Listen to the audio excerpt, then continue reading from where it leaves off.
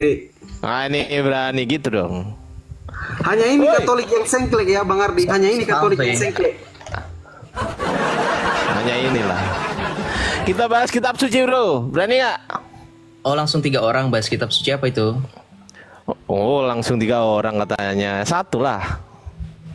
Terus 2 orang di sini ngapain? Wasit. Oh wasit. Ya, kami juri 2 di orang sini. dari Islam semua gitu. Juri di sini. Ya, Juri. kenapa takut? Juri Takut. apa? Lomba apa ini? Juri apa? Senyum Lomba dulu dong, senyum dulu, Sep. Sep, senyum dulu, Sep.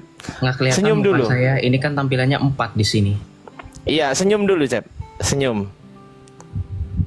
Jadi Senyum mau dulu, ngapain? Sep. Mau lomba di sini? Mau lomba apa? Mau lomba yang paling cerdas memahami bagaimana fasilitas umum keterkaitannya dengan pemilihan nama ya? Kayak video kamu itu. Waduh, ini kesurupan dia udah. Ya udah aku turun Bang Ardi biar ini si Congor ini bisa belajar ini. Gak usah kamu turun. Kamu yang congor toh. Kamu kalau misalkan diskusi sama orang Kristen nggak pernah pakai dana. Panas. Ya gimana nggak panas? Soalnya di Sep, saya tanya, Sep. sekeliling sama Asmodeus, Beelzebub, dan Baal. Apakah kitabmu kitab suci? Saya tanya, Sep. Dei Verbum. Saya tanya apakah kitabmu kitab suci kok di verbum? Yes, Dei Verbum, yes. Oke, kitab suci, betul. Dei Verbum. Oh, bukan kitab suci. Nggak ngerti aku, Sep. Ya kalau nggak ngerti nggak usah sokan bahas mengenai Ini bahasa kekristenan. Indonesia Nanti loh. saya bilang Pertanyaan pakai- saya bahasa Indonesia. Pertanyaan saya bahasa Indonesia. Apakah kitabmu kitab suci? A, iya, B, Dei tidak. Verbum, sabda Allah, yes. Loh, kitab suci. Sabda Allah, yes. Dei Verbum. Oke, dari Matius, Markus, Lukas, Yohanes sampai Wahyu, yang mana yang wahyu Tuhan? Yang mana wahyu Tuhan? Wahyu dalam artian ketika memahami dalam sudut pandang Islam bahwa Tuhan mendiktekan melalui malaikat Gabriel kepada Muhammad, itu adalah perspektif yang salah. Kekristenan memahami Dei Verbum atau sabda Allah sebagai wahyu yang diinspirasi dari penulis Matius, Markus, Lukas dan juga Yohanes ketika menuliskan Injil sinoptik dan juga Injil Yohanes, Oh, termasuk Injil. surat-surat pastoral dan juga dalam kitab-kitab wahyu, itu dikatakan sebagai wahyu yang terinspirasi dari Allah, sehingga mereka menuliskan kesaksian tentang anak iki Yesus. loh. Si. Yohanes 1 ayat 1 sampai dengan 4. Jawabannya, dalilnya. Oh, kalau nggak siap diskusi mending urus dulu keluarga Mas. Gimana deh? Gimana? Ya, jadi jangan selesai yang gimana, jadi- Anda yang tidak fokus dengan diskusi, saya yang suruh gimana. Oh, Urus dulu keluarga. ngerti, saya ngerti. Saya Family ngerti. is Anda much tadi bilang important than I am. Anda tadi bilang Injil keempat Injil sinoptik. Salah, Injil tenang aja. sinoptik hanya 3. Tenang aja. Salah, Iya, tenang Injil aja. sinoptik 3. 4 Telinga itu saya Injil. sabar Kalau telinga dulu, kamu benar, kamu sabar. nggak mungkin bilang Injil sinoptik kan 4. Sabar. Tenang dulu, ditenangkan dulu ya. Tenang dulu, gak usah sok-sokan cool gitu loh, santai gitu loh, tenang gitu loh, ya. Oke. Sebelum kesana kemana-mana, saya tanya apa definisi kitab suci? Jawab. Secara apa? Loh, bahasa Indonesia kitab suci kok secara apa? Bahasa Indonesia kitab suci. Oh, jadi secara KBBI maksud Ardiansa ini. Loh, terserah kamu, bahasa Indonesia literasinya di mana dong? Enggak. Siapa tahu pakai AI, kan Islam suka pakai AI. Ya kalau kitab suci ya kumpulan buku-buku Jadi- yang berisi wahyu Tuhan dan diyakini sebagai karya tertentu. Ada suara anak, ngurus dulu anak. Aduh. Santai aja, kenapa kok panas? Lu kok panas? Lu kabur, mau kabur. Enggak Kabur. 3 Mau orang kabur, di sini gua santai, hadapin nggak juga apa-apa, bisa. nggak akan kebenet, santai dulu aja. anaknya. Urus Santai dulu aja, nggak akan kebenet, kabur. Ya Jose, kami dari Santai tadi aja, meskipun ada anak usah saya ngomong suaranya terus. nggak akan, meskipun Saya nggak ada menghadapi suara perempuan. anak saya nggak akan kebenet, tenang aja, santai Kamu juga aja. ngeblok saya, udah diem-diem. Shh, tuh kan katanya cuma berdua. Santai, Yang perempuan iya, di mana tuh santai udah ngeblok. aja, tenang. Kami Iya, dari tenang tadi ya. Ya ini nggak Tenang. diam. Kenapa? Ya, tenang Takut sama dulu. Saya ngeblok. Siapa ngeblok? Siapa? Siapa yang ngeblok Anda? Siapa yang ngeblok? Ini Siapa? Daya Kalimantan Mualas. Lah diskusinya sama saya kok, gimana sih? Siapa yang ngeblok kamu? Apa bohong. urusannya? Coba cek VT saya itu, coba cek. Diskusinya sama Lupa ya? saya, woi. Itu nggak ada rekaman. Oke, jadi secara Ya iyalah, bahasa, orang di-blok. jadi secara bahasa, saya tanya sekarang, secara bahasa, kitab suci itu adalah wahyu Tuhan yang dibukukan, betul atau salah? Secara bahasa, Wahyu terminologinya. Tuhan yang dibukukan, wahyu Tuhan yang terinspirasi, yes, yang kemudian diinspirasikan oleh para penulis, yes, betul. Oke, pertanyaan saya, yang mana yang wahyu Tuhan dari Matius sampai Wahyu? Semuanya adalah berisi kesaksian para rasul yang terinspirasi oleh Roh Kudus. Oke, wahyu Tuhan itu semuanya wahyu Tuhan. Boleh nggak wahyu Tuhan dirubah-rubah? Nah, jawab. Dalam artian dirubahnya seperti apa? Loh, dirubah kok seperti apa? Kau cek di KBBI dirubah itu apa? Gitu aja kok susah. Dirubah itu secara terjemahan nggak jadi masalah, Mas. Oh enggak, saya nggak bahas terjemahan, Bos. Nah, itu dia, makanya secara spesifik. Ya, silakan. Peter kan S3. Silakan. Spesifik. Oh iya, yang belum lulus S1 santai aja, tenang aja. Sudah, tinggal nunggu wisuda. Tenang aja, tenang aja. Tenang aja, iya nggak usah nangis. S3-nya itu hanya Nggak usah nangis, iya nggak usah nangis. Atau hubungannya ketika berbicara mengenai penalaran. Nggak usah nangis, Sep. Nggak nangis. Kamu yang saya Nggak usah nangis, santai, Sep. Tenang, Sep. Tenang dulu, Sep.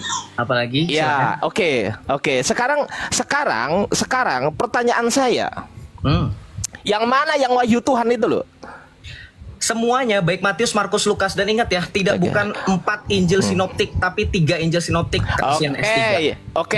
Pertanyaan Yohanes, saya, termasuk surat pastoral dari Paulus ini belum selesai. Gimana nanti? Kan katanya saya suruh sabar. Tadi giliran ngomong sampai Iya. selesai saya dengerin. lah pertanyaan saya belum dijawab. Apanya yang perlu dijawab? Saya lagi jawab. Apa pertanyaan saya? Apakah semuanya itu wahyu Tuhan? Kan gitu, benar nggak?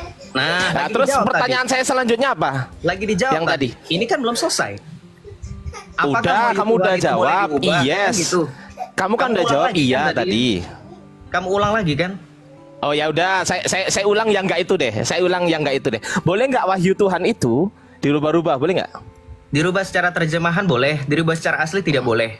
Tidak boleh. Oke, saya akan tunjukkan datanya. Oke. Oke. Oke.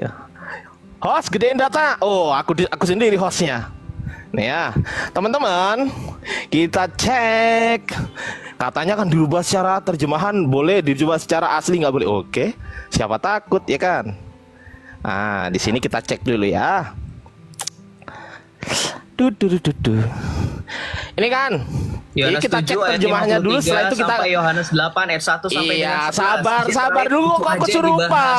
Lu kok Aduh, kesurupan. itu mulu, udah sering Tenang dijawab. dulu, tenang. Lu kok kesurupan. Lu Udah sering dijawab, Lu kok bukan lu kesurupan. kesurupan. Lu. Oke lah, Gak nggak usah apa-apa. kesurupan. Tenang, Nggak tenang, kesurupan. tenang dulu. Siapkan jawabanmu. Siapkan jawabanmu. Tenang dulu, Sep. Tenang dulu, Sep. Tenang, oke ya. Yohanes 7:53, Itu ayat 53, betul. Sampai Yohanes Yohanes 1 8. sampai dengan Sabar, 11. Sep. Sabar. Udah tahu. Itu aja pertanyaan. Sabar dulu, sabar. Tenang ya, tenang dulu, Sep. Tenang ya. Sabar, Sep. Oke ya, kita cek ya, apakah dirubah atau tidak ya kan? Apakah anak Emma? Apakah dirubah atau tidak? Kita cek di sini sih the manuscript. Oke. Kita cek di sini. Sabar, Sep. Ini memang panas ini, Sep. Jadi ya harus tahan gitu kan. Sabar dulu. Anaknya udah diurus belum kalau panas? Udahlah, santai aja. Kamu kan belum nikah. Udahlah, santai You're aja. not a good father, aren't you? Malah fokus ngurusin orang lain. Udah, nggak usah ngomong aneh-aneh. Udah, ini loh. Nih, Nah, itu fakta. ya, kita cek di sini sekarang. Udah, santai dulu, Cep. Santai, Cep. Ya, di sini ya, kita cek di sini ya. Ternyata di sini katanya kalau terjemahan Ngurus Loh, dulu. sabar nangis dulu. lagi. Sabar dulu, Cep. Nggak usah kabur, jangan kabur. Nggak kabur. Lagi Ya, ganti Yohanes dari- 7:52 ngomong sendiri. Tenang dulu. Udah ya. Yohanes 7:52 ya. Ya, oke ya. Kita cek di sini ya. Me kaisu ektes Galilea sei erauneson. Langsung aja di manuskrip ya kan, nggak enak ya kan sama Joseph kok nggak baca manuskrip kan, nggak enak ya kan. Nah, kita cek di sini, kita baca manuskripnya, Sep. Iya kan. Aku ketawa juga, bisa nggak? Oh, bisa juga. Ya oke ya, kita cek dulu di sini ya. Ini original text dulu ini. Original text ya. Erauneson kai ide hoti propetes ektes Galileas ok egeretai. Di sini egeretai ini Yohanes berapa, Sep? Lanjutin aja narasinya. Yohanes Tadi berapa? giliran mau dibantu. Lah, Yohanes berapa ditanya kitabnya sendiri kok. Yohanes berapa? Yohanes? Oi. Bingung dia. Bingung dia. Bilang nggak boleh. Nyari-nyari dia. Yohanes berapa kamu bilang? 753 silakan. Terserah kamu mau bilang. Iya, kamu ini saya Yohanes tanya. 7. Saya tanya Gerita ini Yohanes berapa? Kamu mau bilang itu Yohanes 7, 52, 53, Yohanes 81, Yohanes 82, Yohanes 8, 11. Nggak jadi masalah, terserah narasinya apa, cepat. Gue nggak punya banyak waktu dengan orang seperti lu. Nah kan, kena kan? Nah, kena violation kan lu? Pada, udah dibilang langsung aja. Nggak kena. Gimana kalian itu, hah? Kamu Fandi mau diskusi sama saya? Ya iyalah, kamu kena lah. Kamu bisa di typing kok. Joseph Longor. loh. Ya iya lu pakai Jam Joseph Longor. Kayak gini ya udah. Lagi jobless pengangguran. Ya kan? Dia kena report sendiri, gue nggak bohong ya. Tuh. Kena report sendiri tuh. Bukan saya tuh, semuanya pada ini. Tuh. Bukan gue yang kabur, tadi lagi gue kabur. Tadi bilang narasi aja, ya saya nggak kabur. Narasi aja, fokus diskusi. Dosen. Si Daya Kalimantan Mu'alaf juga pakai nipu, nggak blokir. Lihat VT saya yang baru itu. Lihat, repost itu kalau bisa sebanyak-banyaknya, tag si Daya Kalimantan. Cek VT saya yang baru, itu Daya Kalimantan Mu'alaf itu rekamannya, itu ngeblokir saya. Mana? Enggak, aku nggak ngeblokir. Nah, emang ya betul ya kata kalian itu memang penghuni neraka paling banyak itu perempuan di iman mereka. Karena mereka suka takyah, nyebar fitnah. Nah itulah kamu. Enggak panik. Saya lagi buka data juga. Makanya gue nggak bisa fokus dua-duanya. Gitu. Saya nggak bisa fokus dua-duanya. Gimana bisa? Tapi bangga ya. Dulu katanya kalau lawan Joseph cukup 1 orang, itu 3 orang lagi. Sengaja ya, kira-kira mau bikin itu ya. Mana oknum-oknum Islam yang dukung? Mana? Udah sering dijawab itu kalau teman-teman tahu Papa Jack, tahu ada yang Papa Jack udah lama jawab.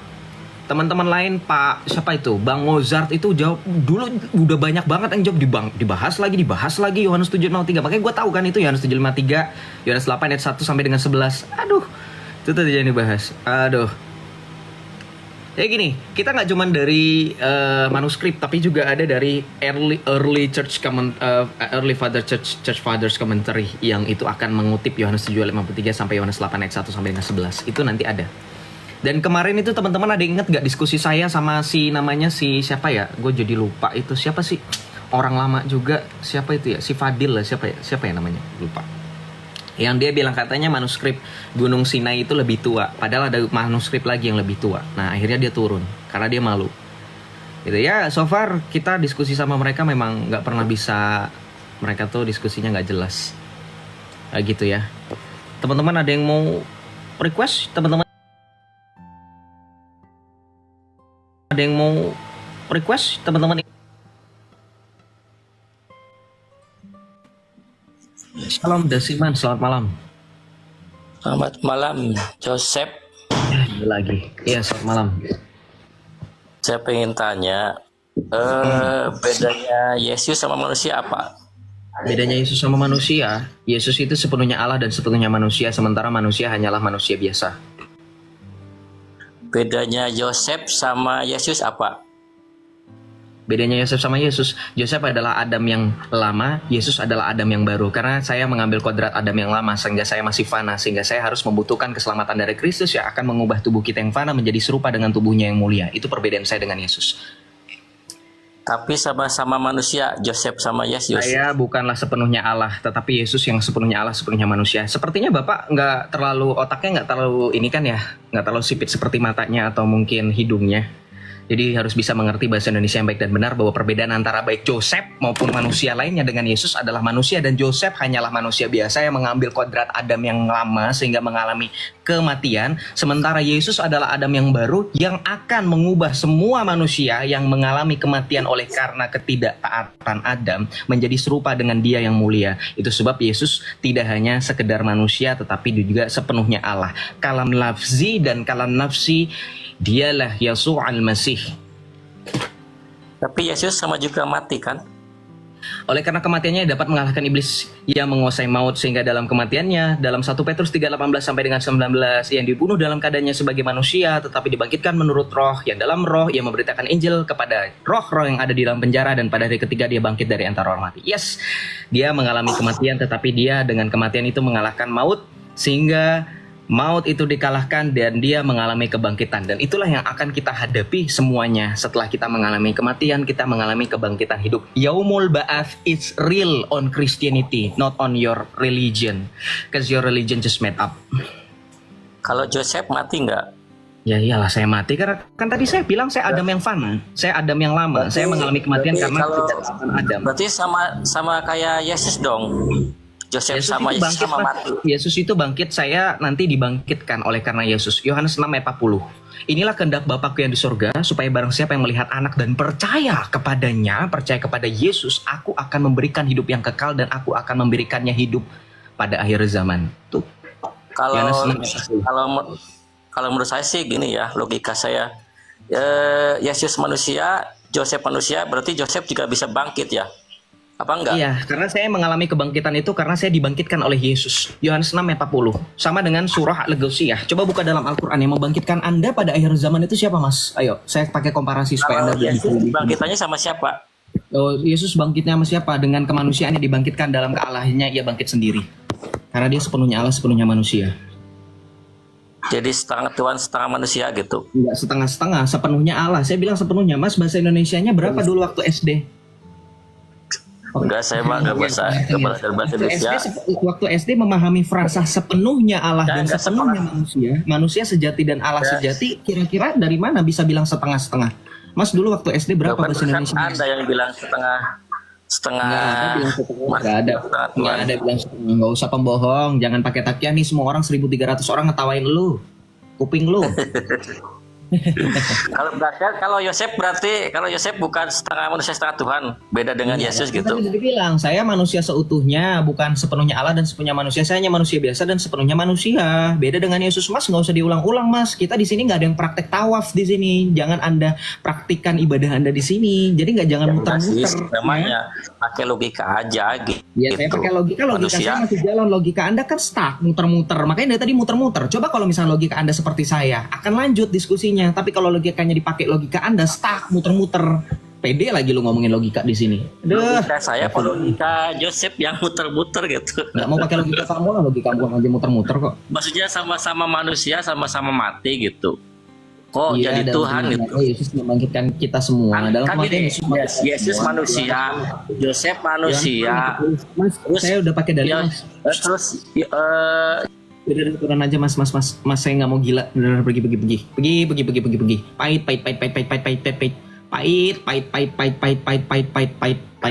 Nah, pergi ya. Dah ya. Karena udah dikasih 2.000 kurang. Teman-teman kasih 2.000 Gi.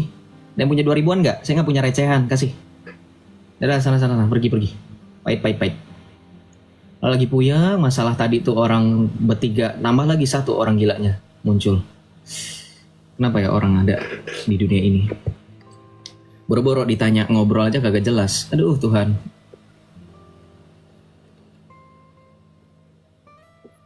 Udah ya, udah kasih 2.000. Ini lagi Erik. Aduh, gue kasih berapa nih? 5.000 goceng gas. Ada yang punya gocengan nggak? Salam Pak Erik, selamat malam. Selamat malam. Ya, mau apa? Nggak ingin menanggapi masalah tadi. Ini Bang Joseph ya. Kalau yang mati di kayu salib itu apa Tuhan apa manusia gitu? Sudah pernah ditanya dan saya sudah sering menjawab, sepenuhnya Allah, sepenuhnya manusia. Hakikatnya sebagai Allah tidak dapat mati, sekalipun kemanusiaannya mati. Sama seperti hakikat kita sebagai manusia Bukan, tidak. yang mati di kayu salib itu apa? Saya Apa tanya manusia sama apa Tuhan? Itu aja kok. masih terus berpolemik ketika ada suatu dalil dalam Islam, kullu nafsin za'iqatul maut, yang mati itu kemanusiaannya atau nafasnya? Nggak tahu, saya nggak tahu. Yang saya tanyakan, yang mati. Baca dulu imannya dulu, udah turun. Aduh, puyeng gua. Gini ya teman-teman Islam yang berpolemik ya, oknum-oknum Islam yang berpolemik yang mengatakan Tuhan bisa mati. Eksistensi Tuhan itu tidak akan pernah bisa hilang di dalam diri Yesus Kristus sekalipun dia mengalami kematian di kayu salib. Sama seperti Anda manusia. Makanya kalau kita berbicara konsekuensi logis ketika berbicara mengenai kematian, bukan berarti eksistensi itu berhenti atau hilang. Manusia yang mengalami kematian terpisah tubuh dan jiwanya, bukan berarti manusia yang mati itu bukan dikatakan bukan lagi manusia. Paham nggak maksud saya? Paham nggak? Misalnya gini, kamu mati nih, kamu bisa disebut sebagai manusia nggak? Sekalipun kamu mati, kamu bisa nggak diperlakukan sebagaimana manusia? Bisa kan? Makanya kamu dikapani, makanya kamu dimandikan, makanya kamu disolatkan dalam imanmu, makanya kamu dikuburkan dengan layak. Kamu tidak dibuang seperti itu saja kan? Tidak digelindingin gitu saja kan karena kamu sudah mati. Kamu tetap manusia, paham nggak? Sekalipun kamu mengalami kematian, jiwa dan tubuhmu terpisah, manusia itu tetaplah manusia. Makanya nanti ketika kamu berbicara mengenai kebangkitan, yang bangkit itu nggak cuma jiwa, tetapi juga kebangkitan badan, ya kan? Makanya tetap manusia, paham? Paham nggak teman-teman? Jadi sekalipun Yesus yang sepenuhnya manusia dikatakan, oh Tuhan bisa mati, oh dia manusia, iya. Tapi apakah eksistensinya bisa berhenti dan hilang? Konsekuensi logisnya gimana sih kamu? Memahaminya kok sulit banget kayaknya. Paham nggak sampai sini? Nggak usah ngomongin dalil, dari tadi saya ngomongin dalil udah kok, tapi mereka nggak paham-paham.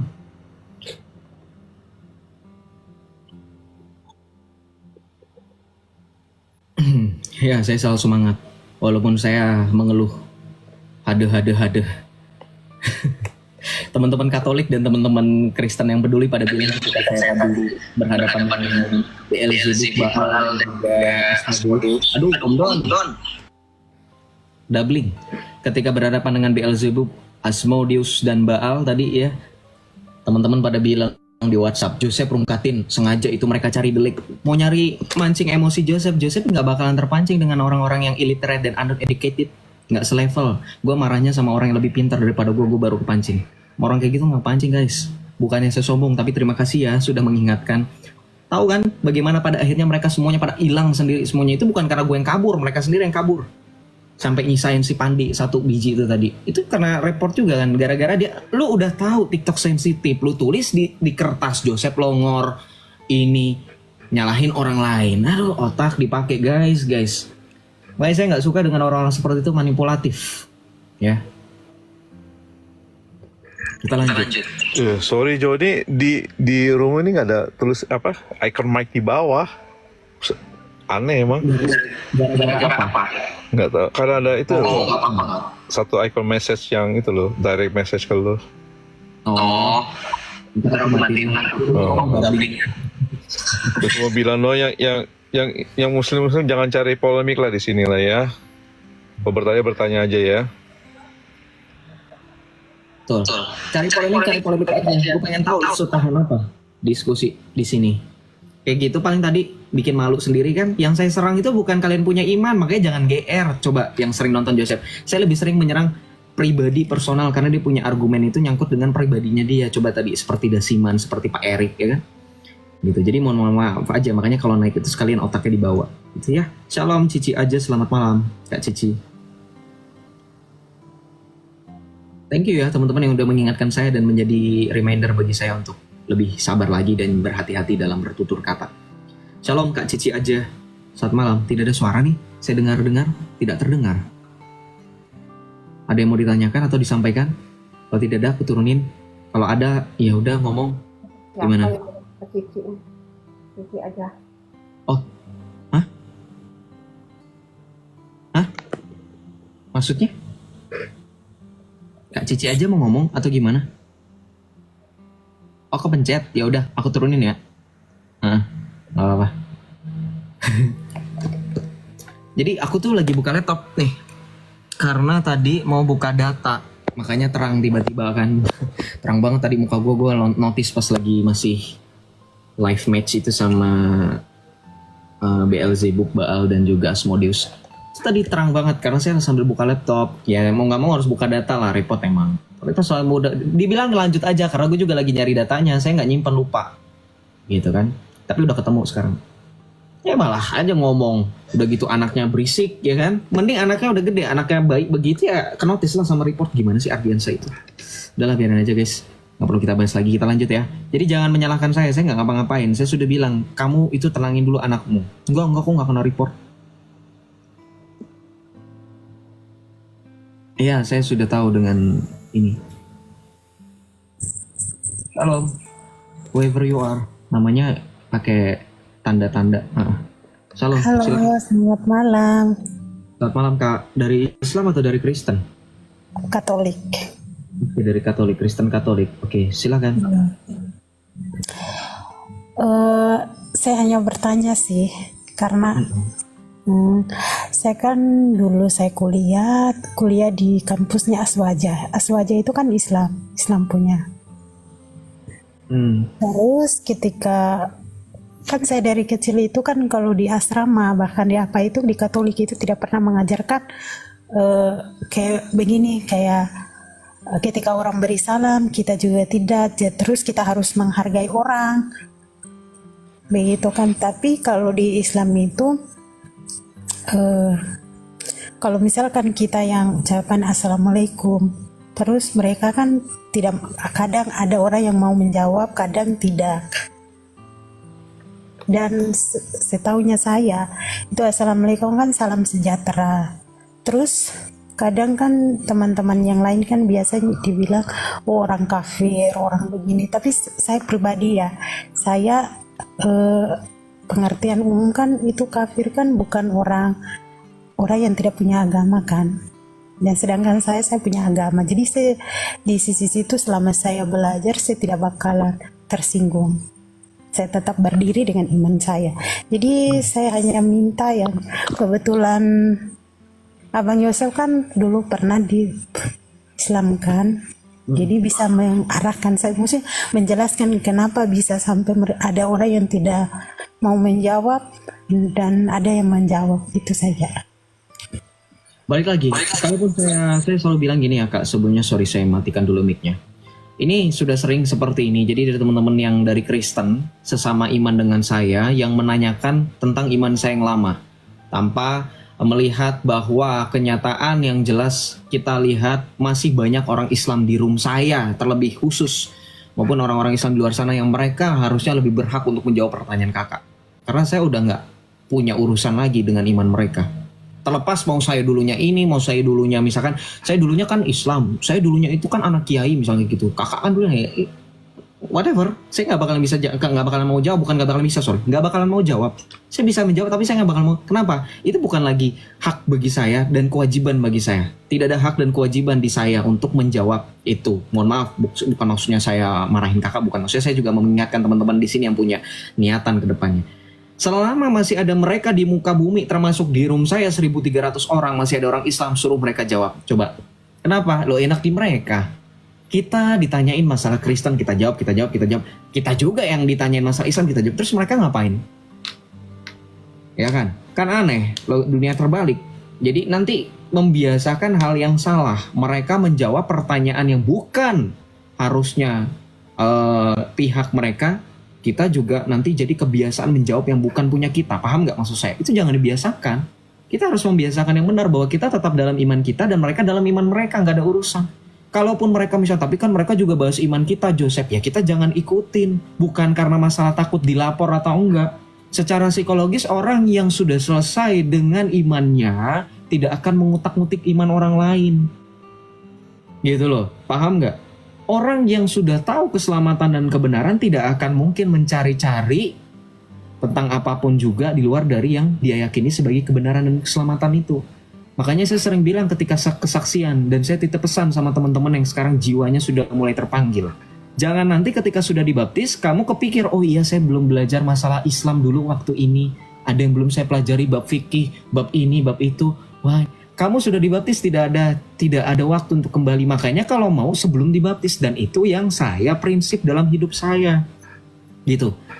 Jadi mohon maaf gitu, kalau ditanya kenapa nggak menjawab salam, ya nanya sama mereka yang ngasih salam mereka. Kalau kita orang Kristen ya berlandaskan pada dalil bagaimana Yesus mengajarkan kasih, bagaimana Yesus mengatakan bahwa Bapa kita yang di surga itu menerbitkan matahari baik bagi orang yang benar maupun orang tidak benar. Itu kan artinya bahwa berkat itu dibagikan untuk semua orang, bukan hanya untuk orang yang seiman atau orang yang menerima Kristus.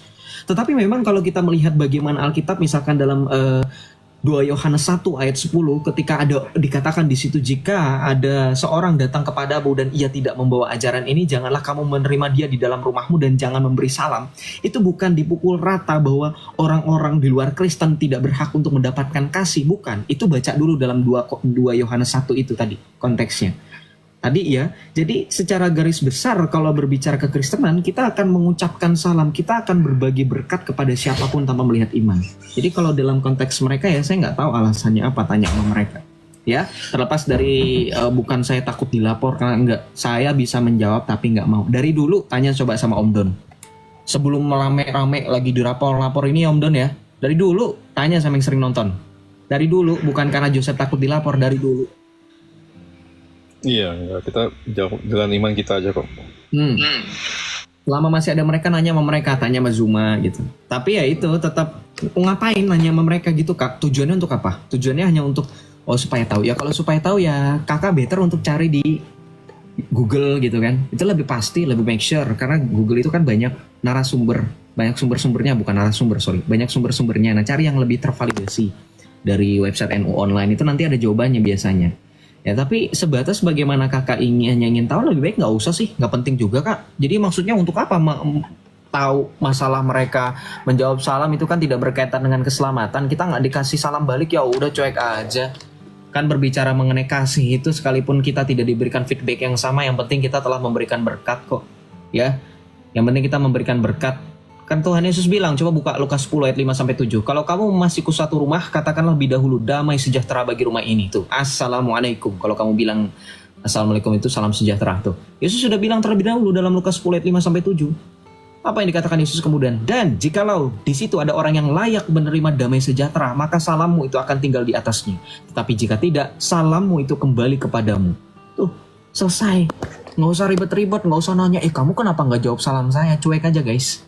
Ya, kalau bertemu dengan orang-orang yang seperti itu. Tapi saya rasa tidak semua dari mereka seperti itu. Itu hanya orang-orang yang oknum-oknum, yang tidak memahami bahwa iman itu mengajak kita kepada persahabatan sejati dengan Tuhan. Walaupun memang sekali lagi mereka baru dalam bayang-bayang dan pencarian Allah yang sejati. Berbeda dengan kita, yang sudah bertemu dengan kepenuhan, keselamatan, dan kebenaran, yaitu Yesus Kristus. Dan terutama kita sebagai orang Katolik. Begitu, Kak. Siapa tadi aku lupa nanyanya? Ya udah Kak Tanda, gitulah ya. Oke, makasih banyak. Saya tanya ini bukan karena saya ingin tahu, cuman saya bingung selama ini kan selalu mengenalin kata-kata begitu, kadang ada yang marah saya begitu. Tapi saya kalau menanggapi selama 3 tahun ya, saya menanggapi saya tidak akan terganggu dengan mereka, apapun mereka tanya, saya tidak ganggu. Puji Tuhan saya berdiri di iman Katolik. Betul. Walaupun saya berdiri di daerah yang satu kabupaten cuma satu gereja ya, satu paroki begitu, tapi saya tetap yakin. Nggak apa-apa. Yang penting Tuhan selalu bekerja dalam hidup kakak, dan kakak tetap teguh dalam iman ya, apapun itu yang terjadi. Kalau ada mau pertanyaan lagi nggak kira-kira? Mau ditanyakan lagi nggak? Ada lagi nggak? Saya rasa sudah cukup ya, kayak itu saja ya. Kalau pertanyaan ya lebih banyak ke arah-arah mereka sih, karena saya meliputi mereka. Tapi kalau untuk terganggu dengan iman saya ya tidak bakalan bisa, karena saya kan les agama itu kan saya ikut dengan mereka, tapi saya tetap bawa Alkitab saya. Kebetulan yang tamatan itu dari teologi, jadi dia paham iman saya. Bahkan kalau dikasih ujian, saya itu tetap jalani secara Katolik. Tapi ingat ya, saya 2 teman saya yang Katolik, cuman kita berdua kebetulan satu jurusan, jadi kita hanya ikut, tapi kita tetap bawa itu Alkitab. Jadi saya rasa di Aswaja itu luar biasa. Itu yang saya dapat.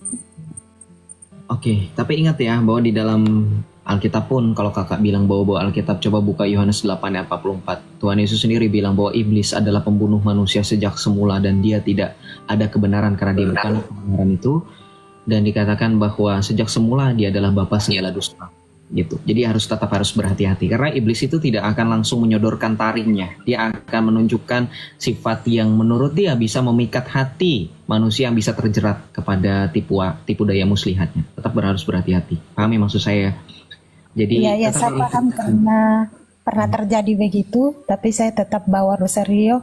Bahkan ketika saya bawa pegang itu rosario, kata teman saya salah satu, dia bilang, di situ tuh ada jin. Saya bilang, kamu tahu dari Nggak, jadi mana? gini. Kamu tahu dari mana? Jadi sini gini, sorry, maaf ya aku potong gini. Jadi jangan cuma dipegang, jangan cuma dibawa-bawa, tapi juga Bukan, digunakan. saya dipegang itu maksud dalam hati saya. Karena saya yakin di iman Katolik saya itu kalau kita berdoa itu dimanapun kita akan yakin. Karena kalau saya pakai itu bukan hanya asal pakai. Ya paham. Tapi saya pegang itu karena saya dari kecil itu bapak saya kan Legio Maria, jadi dia akan jelaskan saya bagaimana arahkan saya. Oke, siap. Nggak apa-apa, kita tetap juga harus berwaspada dan berhati-hati. Berjaga-jagalah dan berdoalah supaya kamu jangan jatuh ke dalam pencobaan. Ya.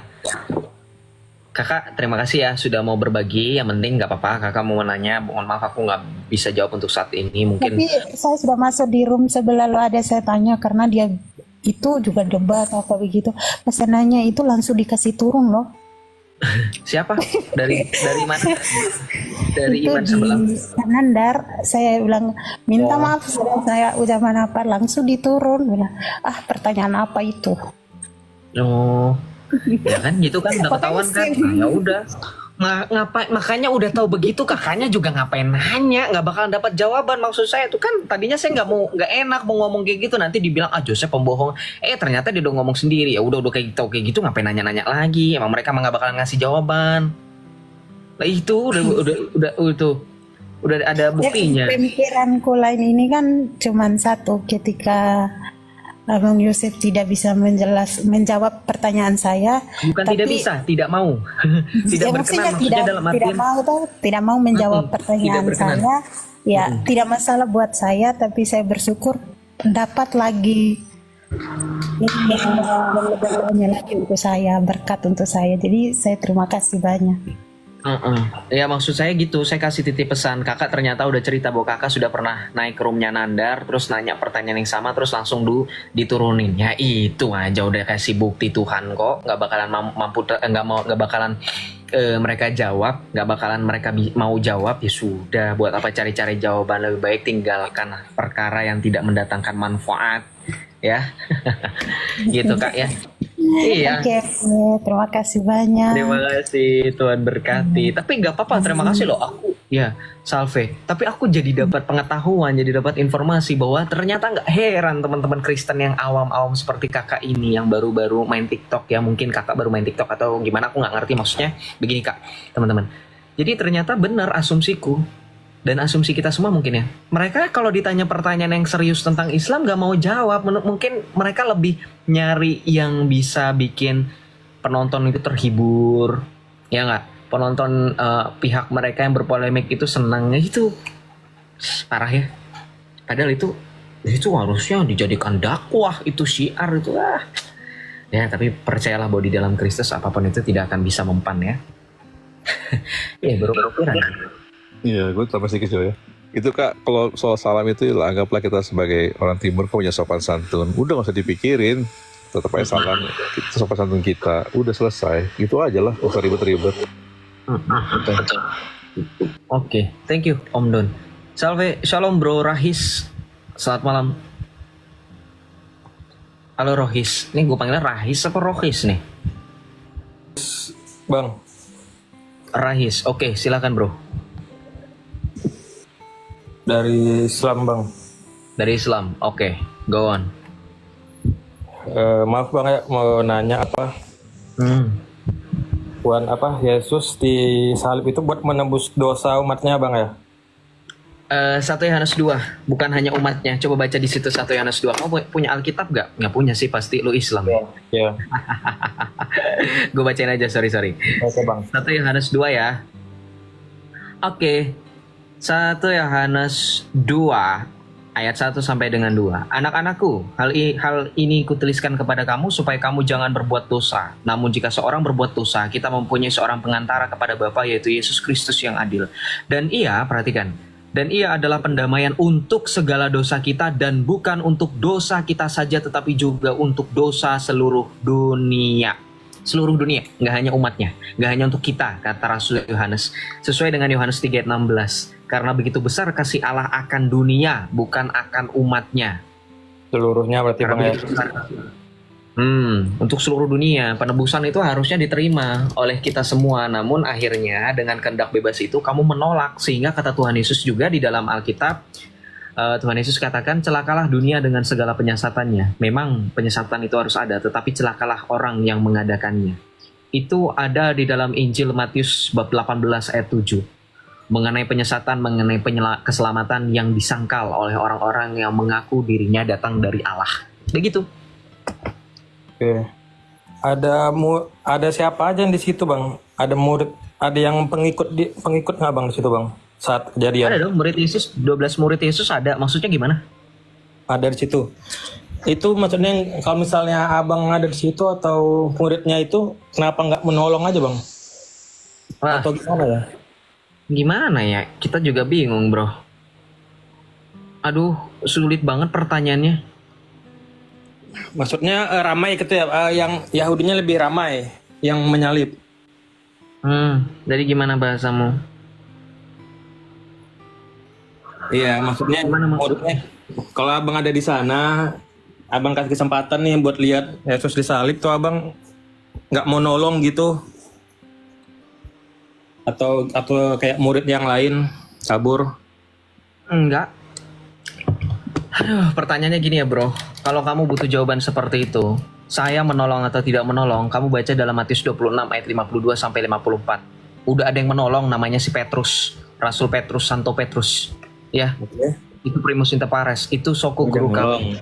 Junjungan kami. Iya, sudah mau menolong, bahkan dengan menghunuskan pedang loh kepada salah satu telinga hamba dari imam besar, kepada prajurit, sampai terputus telinganya. Lalu apa yang dikatakan Yesus dalam ayat 53 sampai 54? Sarungkanlah kembali tanganmu itu, pedangmu itu. Barang siapa yang menggunakan pedang, ia akan binasa. Lantas bagaimana? Ataukah, kata Tuhan Yesus, ataukah kau sangka aku tidak dapat berseru kepada Bapakku untuk mendatangkan lebih dari 12 pasukan malaikat untuk membantu aku? Lantas bagaimana yang tertulis dalam kitab suci bahwa hal tersebut harus terjadi? Artinya apa? Mau ditolong atau nggak ditolong, Yesus tetap akan disalib. Sama seperti pertanyaan, ketika ada orang seperti kamu atau Donditan atau orang-orang yang mengaku lebih pintar daripada orang Kristen padahal nggak pernah baca, bahkan dalam Kisah Para Rasul, teman-teman, saya lupa ayatnya dan babnya berapa, saya lupa. Di Kisah Para Rasul itu sudah dijawab pertanyaan ini. Pertanyaan ketika tentara Romawi menyalibkan Yesus, Yesus ampuni dosanya nggak? Itu dijawab di Kisah Para Rasul, saya lupa lagi. Lupa itu, mungkin teman-teman ada yang bisa recall. Saya punya memori itu kok jadi hilang-hilangan kemarin, udah nemu ayatnya, lupa. Jadi dalam Kisah Para Rasul itu udah dibahas mengenai nasib tentara Romawi yang menyalibkan Yesus, itu sudah dibahas itu. Jadi perhatikan bagaimana pola dalam Alkitab menyatakan bahwa nubuatan, perhatikan Bro Rohis ya, nubuatan itu harus digenapi. Jadi tentang penyaliban Yesus itu sudah dinubuatkan dalam perjanjian lama. Nubuat nama bang ya? Nubuatan, iya. Seperti nubuatan kedatangan Yesus, itu kan tergenapi sendiri oleh karena Yesus. Sekalipun kita lihat bagaimana posisi Kaisar Herodes pada saat itu memerintahkan untuk menghilangkan nyawa seluruh bayi yang lahir di tanah Bethlehem di mana Yesus itu lahir. Pada akhirnya Yesus tetap lahir.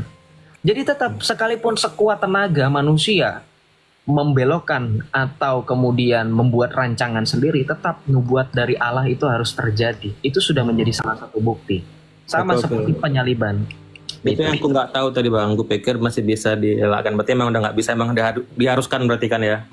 Nubuatan itu harus terjadi sekalipun diapain. Udah bukti, masalahnya udah ada bukti, udah ditolong, udah. Nggak cuma Petrus, Pilatus juga secara tidak langsung ya, ketika berusaha secara tidak langsung untuk membuat Yesus mengakui supaya dia tidak disalibkan. Yesus tetap nggak mau, tetap akhirnya disalibkan gitu. Bahkan Pilatus sendiri kan gitu.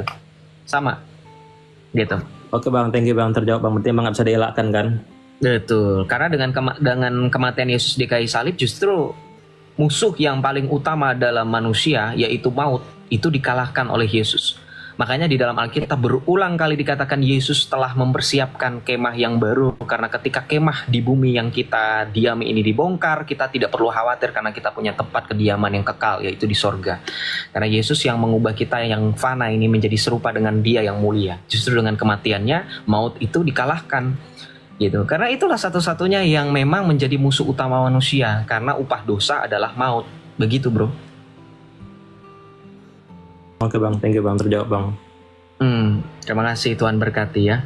Gak apa-apa, Bro Rohis juga sopan kok. Kita nggak perlu mempermasalahkan dengan pertanyaan, karena sejatinya pertanyaan itu bergantung dengan yang menanya. Kalau pertanyaan sebagus apapun tapi yang nanya tengil, coba, ya kan? Gak bagus. Jadi tetap harus memperhatikan dan juga kita harus tetap menghargai yang bertanya.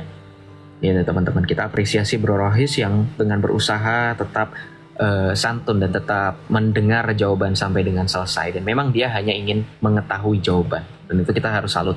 Thank you ya Bro Rohis ya, God bless. Kita lanjut ya. Ya betul, memang kalau dalam logika juga sesuatu yang sudah terjadi tidak perlu diandai-andaikan. Sesuatu yang sudah terjadi ya sudah terjadi, nggak bisa diputar balikan ya. Ibaratnya nasi jadi bubur ya nggak bisa bubur jadi nasi lagi ya, betul nggak? Nasi itu jadi bubur ya udah, ibaratnya ungkapan seperti itu gitu ya. Kita lanjut ya teman-teman semuanya. Mana ini yang saya naikkan? Ada nama aku namanya Malaikat Maut. Gue jadi agak ragu untuk menaikkan. Takut beneran.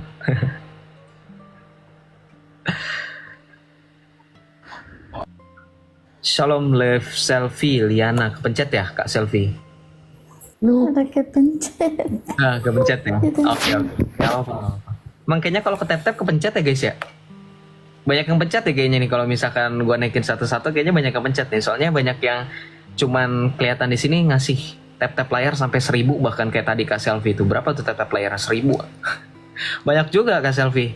Kuat itu tangan, jari. Oke, kita lanjut ya guys.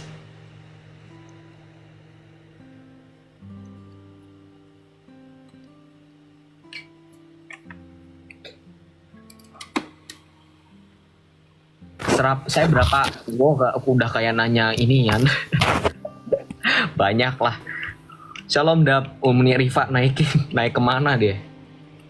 Aduh. Shalom Uni Rifa. Shalom Uni Rifa bukan? Shalom Dap. Shalom Dap. Gue kepencet. Kalau kepencet juga. Kepencet juga. Oke, gue turunin. Yang komen Uni Rifa jadi gue kasih Shalom Uni Rifa. Kocak. Oke, kita lanjut ya.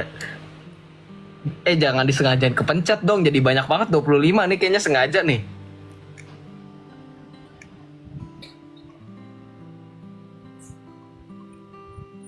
Shalom Kyrie eleison. Shalom bang. Ini kayaknya kepencet ini habis tap-tap layar. Wah, bohong lu. Ikut-ikutan lu. Serius. Tapi kalau berhubung naik, mau nanya deh satu. Ada juga sih yang pengen ditanyain. Ya, silakan. Mau nanya sedikit bang. Pertama shalom, saya Kristen. Mau nanya, kalau dalam pandangan Katolik nih ya, Melkisedek itu apa betul Kristofani dari Allah sebelum dia inkarnasi, atau dia hanya manusia biasa? Itu aja sih bang yang mau saya tanyain. Sejauh dari mana saya mempelajari, dan Coach Charles juga pernah menjelaskan bahwa itu bukanlah Kristofani. Tidak pernah ada ajaran Bapak Gereja mengajarkan Kristus sebagai Melkisedek sebagai Kristofani, nggak pernah. Kecuali kalau misalnya ada Bapak Gereja yang ini mungkin saya harus koreksi ya di kemudian hari. Tapi bagaimana kita memahami Melkisedek itu adalah tipologi. Tipologi ya, sama seperti Musa adalah tipologi. Musa kan bukan Kristofani kan? Dan bukan Kristus kan? Musa adalah tipologinya Yesus. Gitu. Adam tipologinya Yesus. Kebalik Yesus tipologinya Adam. Aduh, maaf guys. Kebalik. Maaf. Ampura. Jadi seperti itu. Jadi Yesus adalah tipologi Adam. Dari mananya? Ya, dia sebagai Adam yang baru dalam surat Rasul Paulus kepada jemaat di Roma, ya kan? Ketika perikop Yesus dan Adam, gitu. Nah, itu tipologi. Musa itu juga Yesus tipologinya adalah Musa.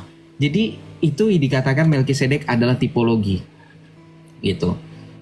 Bukan Kristofani bro ya. Jadi kurang tepat kalau Kristofani. Kalau dikatakan, oh tapi kan Melkisedek imam yang ini. Oh ya, tapi bukan berarti Kristofanis. Karena sekali lagi tidak pernah ada pengajaran dari Bapak Gereja atau tafsiran dari Bapak Gereja yang mengajarkan Melkisedek adalah Kristofani. Gitu. Bro Kyrie Eleison. Mungkin Oke. Terima kasih Bang Yosep. Tritunggal Maha Kudus memberkati. Shalom. Tritunggal Maha Kudus memberkati juga. Iya, Kristofani. Secara Kristus, berbicara Kristusnya mungkin ya. Penekanan Kristofani, gue juga jadi lupa dulu pernah ada yang ngajarin Kristofani, siapa ya? Oh mungkin orang itu ya, saya lupa. Kita lanjut guys. Thank you teman-teman yang udah tetap layar ya. Thank you, God bless.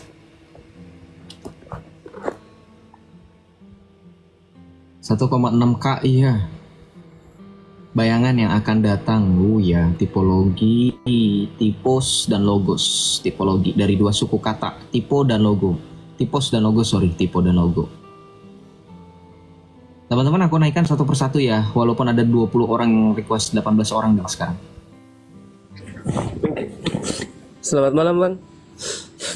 Salam, Avatar. Selamat malam bro. Ya, Bang, saya punya satu pertanyaan tentang di dalam Alkitab. Kebetulan saya Katolik juga. Ada yang di ayat Alkitab yang menjanggal, maksudnya yang belum saya pahami lah. Apa itu? Semoga kita semua bisa paham supaya bisa membantu kamu ya. Kalau kita janggal juga ya, kalau kita belum paham juga ya, mohon maaf. Tapi kita coba dulu, coba apa? Oke. Yang di bagian Yohanes 10 ayat 28, di situ dia dikatakan bahwa siapa yang percaya kepada Yesus tidak akan binasa, akan memperoleh hidup yang kekal. Terus bagaimana orang yang di luar konteks Katolik? Jika mereka juga binasa, kenapa Tuhan Yesus itu tidak memberikan orang yang dilahirkan tuh di rahim orang-orang Kristen Katolik ya itu gitu. Udah baca Yohanes 10 ayat 16 belum? Sudah. Coba baca. Sabar ya. Nah, karena itu satu keutuhan dengan Yohanes 10 ayat 28. Aku yang bacakan. Kalau kamu Alkitabnya dari aplikasi dan kamu keluar aplikasi. Halo, Avatar, jangan keluar aplikasi, nggak apa-apa. Balik ke TikTok maksudku. Nggak dengar nih. Nanti takut dia mental. Oke, aku bacakan aja ya guys. Yohanes 10:16. Ada lagi padaku domba-domba lain yang bukan dari kandang ini. Domba-domba itu harus kutuntun juga, dan mereka akan mendengarkan suaraku, dan mereka akan menjadi satu kawanan dengan satu gembala. Yesus bilang, ada lagi padaku domba-domba lain yang bukan dari kandang. Kandang loh ya, kandang. Domba-domba itu harus kutuntun juga, dan mereka akan mendengarkan suaraku, dan mereka akan menjadi satu kawanan dan satu gembala. Kalau kita lihat, apakah ini berbicara dengan orang yang di luar daripada Kristus? Orang yang di luar daripada kekristenan? Enggak. Ini adalah orang Kristen yang tidak mengenali Kristus sebagai satu-satunya gembala, dengan artian pada zaman itu gembala yang dimaksud adalah Kristus. Tapi kita lihat kemudian, apakah sekarang kita bisa membenarkan bahwa karena Kristus adalah kepala gereja, maka gereja semuanya sama?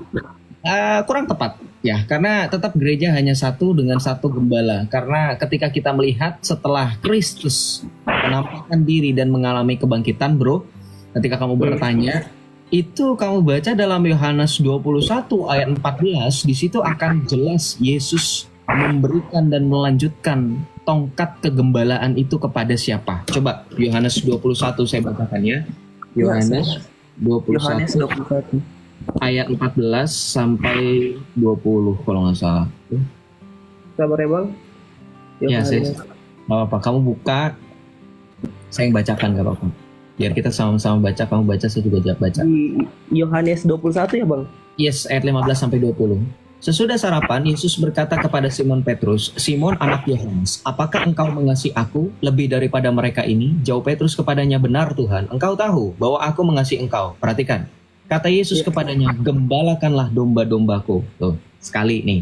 Yesus ngomong sama siapa? Sama Petrus. Kata Yesus pula kepadanya untuk kedua kalinya, Simon anak Yohanes, apakah engkau mengasihi aku? Jawab Petrus kepadanya, benar Tuhan, engkau tahu bahwa aku mengasihi engkau. Kata Yesus kepadanya, gembalakanlah domba-dombaku. Dua. Kata Yesus kepadanya untuk ketiga kalinya, Simon anak Yohanes, apakah engkau mengasihi aku? Maka sedih hati Petrus karena Yesus berkata untuk ketiga kalinya, apakah engkau mengasihi aku?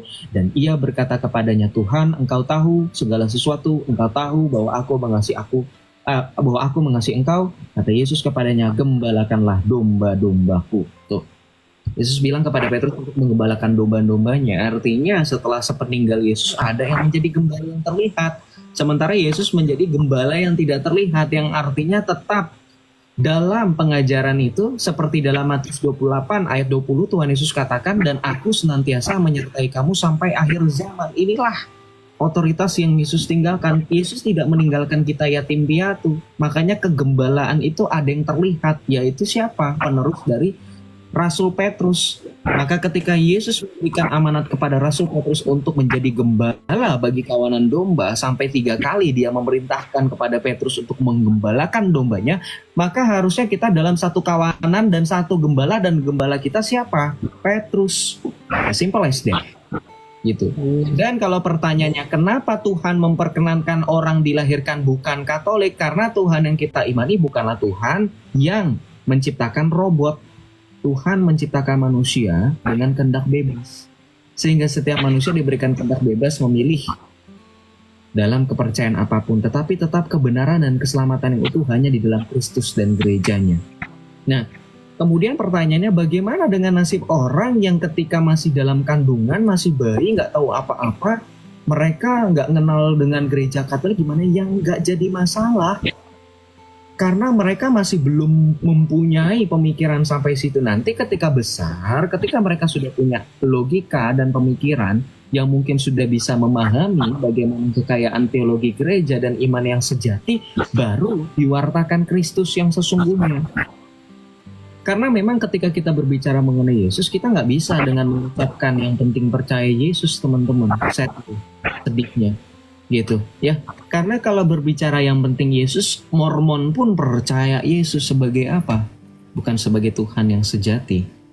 Saksi Yehova pun percaya Yesus, tetapi bukan Mesias yang sejati dan Allah yang sejati. Gitu. Saracen pun percaya kepada Yesus, tetapi bukan Yesus Kristus yang wafat dan disalibkan dan bangkit pada hari ketiga, tetapi yang tidak disalibkan dan diserupakan. Itu Saracen. Jadi jangan ngomong yang penting percaya Yesus.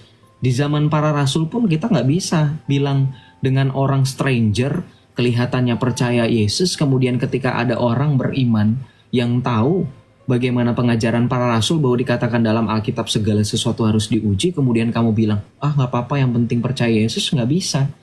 Lebih riskan lagi zaman Yesus, karena zaman para rasul, karena zaman para rasul itu udah mulai penyesatan secara nyata. Buktinya ada Arius, ada Sabellius, ya, dan seterusnya. Pengajaran-pengajaran sesat pun dengan zaman sekarang juga sama, ya, ritmenya sama, hanya caranya yang berbeda.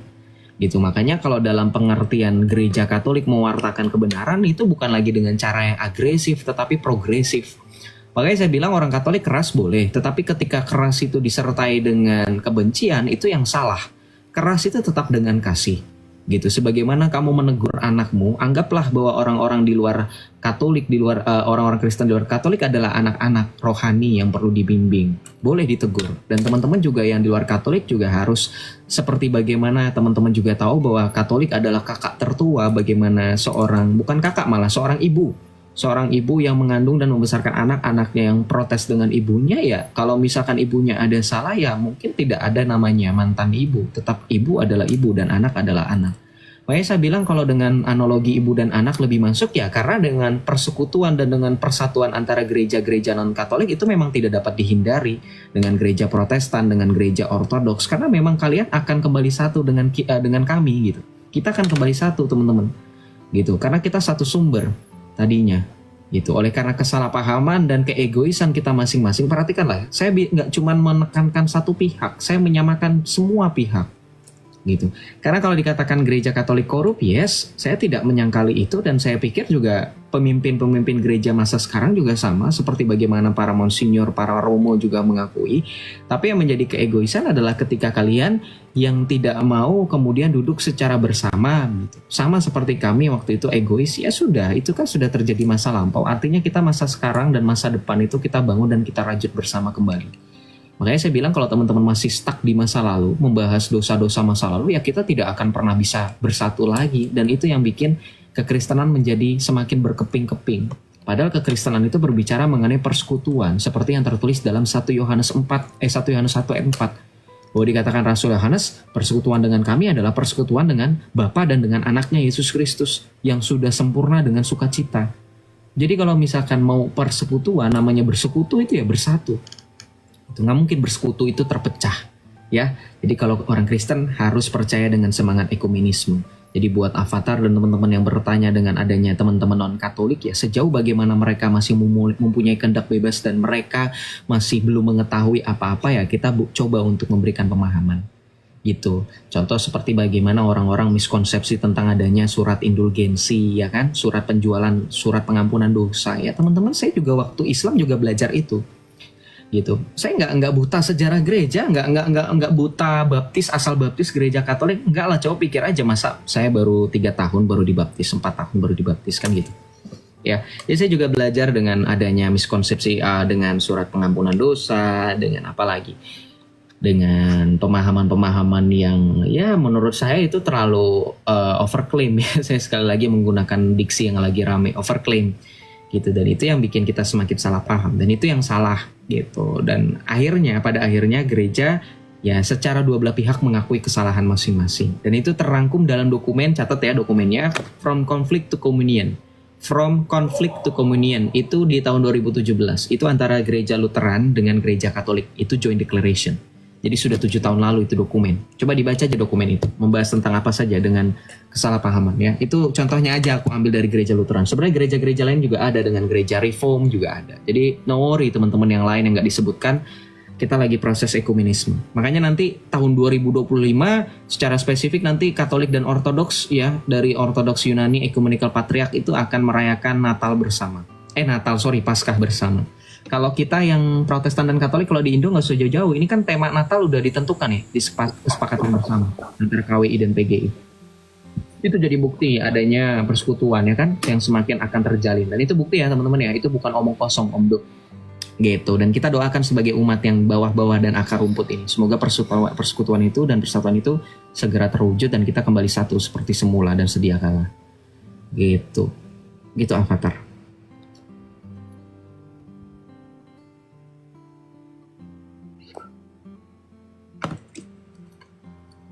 Karena gini, if you left the church just because the church corrupt or something like that, jadi dengan konsep yang sama, apakah kamu juga akan meninggalkan Yesus ketika dia memilih Yudas yang akhirnya mengkhianati dengan 30 keping perak?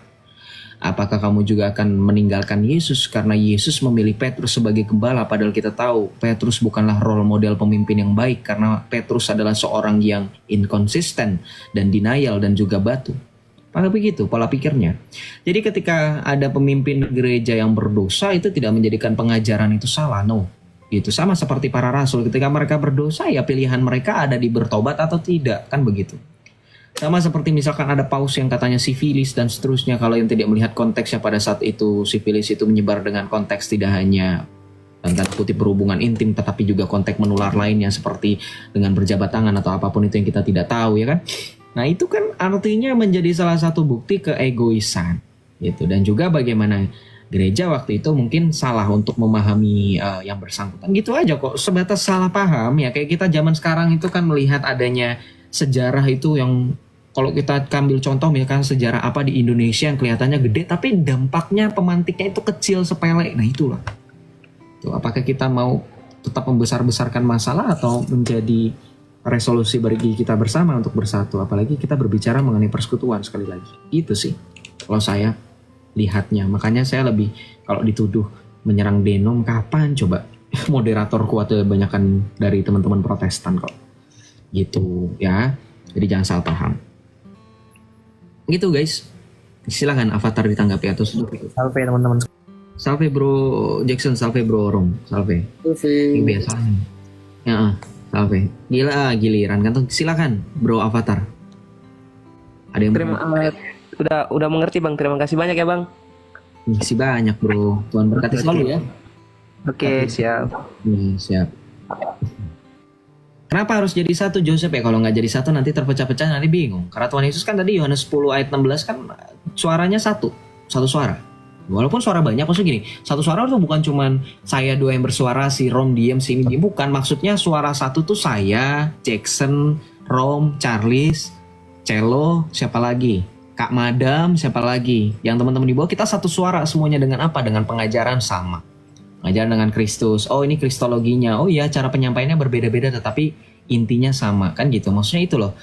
Itu yang dikatakan sebagai satu. Jadi bukan maksudnya yang bersuara cuma Joseph, bukan. Satu suara itu maksudnya suaranya mengajarkan hal yang sama. Ketika Yesus mengajarkan hukum kasih, maka kita mengajarkan sempak hukum kasih, bukan hukum kasih yang satu mengajarkan hukum mata ganti mata, misalnya gitu, nggak kayak gitu. Jadi maksudnya satu suara jangan disalahpahami. Oh berarti otoriter, enggak, bukan. Maksudnya pengajarannya sama. Lo mau pergi ke Amerika, lo mau pergi ke Italia, lo mau pergi ke Cina, mau pakai bahasa apa, yang penting yang penting intinya sama gitu. Kalau berbeda gimana? No, kayak Saracen, kayak iman gue yang lama. Bingung-bingung lo. Ya kan? Kalau ditanya satu orang naik, ntar satu orang 5 menit kemudian beda sendiri. Ntar nonton yang ini, ntar giliran pindah tontonan ke si Juma beda lagi, ke Sinandar beda lagi, ke ini beda. Nah itu tidak satu pengajaran. Tapi mereka munafik dengan mengatakan, oh kami satu. Nah itu yang sebenarnya itu yang kita hindari. Gitu ya, kita tidak menutupi adanya perbedaan, tetapi perbedaan itu yang kita percaya bahwa Tuhan menghendaki pada akhirnya berbeda ini kembali menjadi satu. Nah itu intinya. Kan itu yang kita percaya dengan semangat ekumenisme, bukan? Jadi kalau misalnya zaman dulu ada perpecahan ini, itu zaman dulu, sekarang udah selesai. Gitu, nggak ada lagi gontok-gontokan. Itu hanya akar rumput aja yang nggak mengerti dengan esensi dari ekumenisme. Kalau kita lihat ekumenisme itu kan banyak, contohnya praktik tadi Natal bersama, gedung gereja yang dipakai bersama, itu kan contoh, ya kan? Gedung gereja itu kan banyak tuh, contoh di daerah Cilandak, di KKO Cilandak di Marinir ya, teman-teman ada yang tinggal daerah selatan nggak? Itu kan ada tuh, gereja Ekumene Bahtera Kasih itu GPIB Markus Cilandak, itu dipakai dengan umat paroki Jagakarsa, masih nggak tuh? Nah, itu kan contoh, dipakai juga sama dari teman-teman GPDI. Artinya kan itu buah dari ekumenisme, dan orang-orang yang Kristen sejati itu tidak mungkin benci dengan ekumenisme. Justru kekristenan sejati sangat menginginkan kerinduan untuk menjadi satu, sama seperti bagaimana doa Yesus dalam Yohanes 17 ayat 21, ut omnes unum sin, supaya mereka menjadi satu, kan gitu. Gitu. Jadi ya itulah, semoga dipahami. Jadi jangan salah paham mulu, iya saya Katolik ya, makanya saya jawabnya secara Katolik ya. Tapi kan saya juga nggak menutup kemungkinan kalau ada teman-teman Protestan ingin bertanya, ya sok silahkan. Teman-teman nggak setuju ya silahkan juga, ya kan gitu. Kadang ada orang yang suka salah paham, Joseph kok ngomong, ya karena saya orang Katolik ya. Kalau misalnya saya orang Protestan, saya HKBP misalnya, saya akan menggunakan iman dari gereja HKBP, ya kan gitu tuh. Sama seperti teman-teman apologet Kristen lainnya, saya nggak ada masalah dengan bagaimana misal Umi Fadila misalkan dari Ortodoks Koptik menjelas, ya silahkan, saya nggak pernah masalah gini. Tapi kalau misalkan udah beda, misalkan tiba-tiba ngajarin Yesus adalah Bapa, nah itu kan udah jelas tuh, mau gerejanya Katolik kah, mau gereja Protestan, ya kita kan itu nggak menganggap itu sebagai ajaran dari gereja yang sejati, kan gitu aja simpelnya teman-teman. Jadi nggak usah diperibet ya, gitu. Tuh mata gue sampai ini ngantuk-ngantuk. Oke, kita lanjut ya guys. Kalau udah ngomongin oneness kan berbeda sendiri.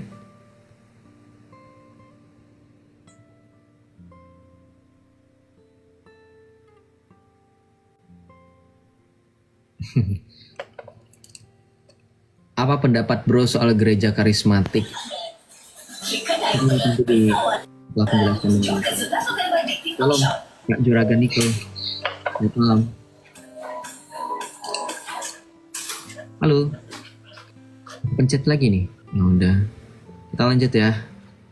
Sebenarnya aku nggak bisa lama guys ini, makanya nih teman-teman ini kebiasaan baru datang pas sudah malam-malam. Dari tadi diem aja di bawah deh pada. Gue nggak bisa malam-malam loh, gue ngantuk banget ini. Kita lanjut ya. Kok ini kok nggak ini? Kemana kameranya? Apa itu? Salam Daud. Halo, selamat Om. Iya, malam. Om Daud, iya silakan. Ada yang mau ditanya? Oh, mau pencet mungkin ya? Udah nggak apa-apa.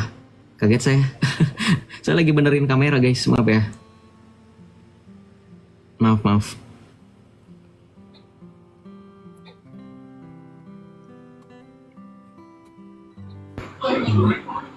Shalom, love grows, shalom. Selamat malam. Love, Kak cinta tumbuh. Shalom. Oke. Guys, kalau 3 orang gue naikin semuanya kepencet, ini gue jadi punya trust issue, guys. Om Daud naik lagi mau ngapain nih? Tadi Shalom tiba-tiba turun. Jadi kalau aku naikkan ini Om Daud mau ngapain? Nggak mau nanya. Si Angga aja yang pasti tuh. Si Angga minta naik. Oh, Angga mau naik. Mana? Oke. Itu udah pasti dia mau naik, bukan kepencet.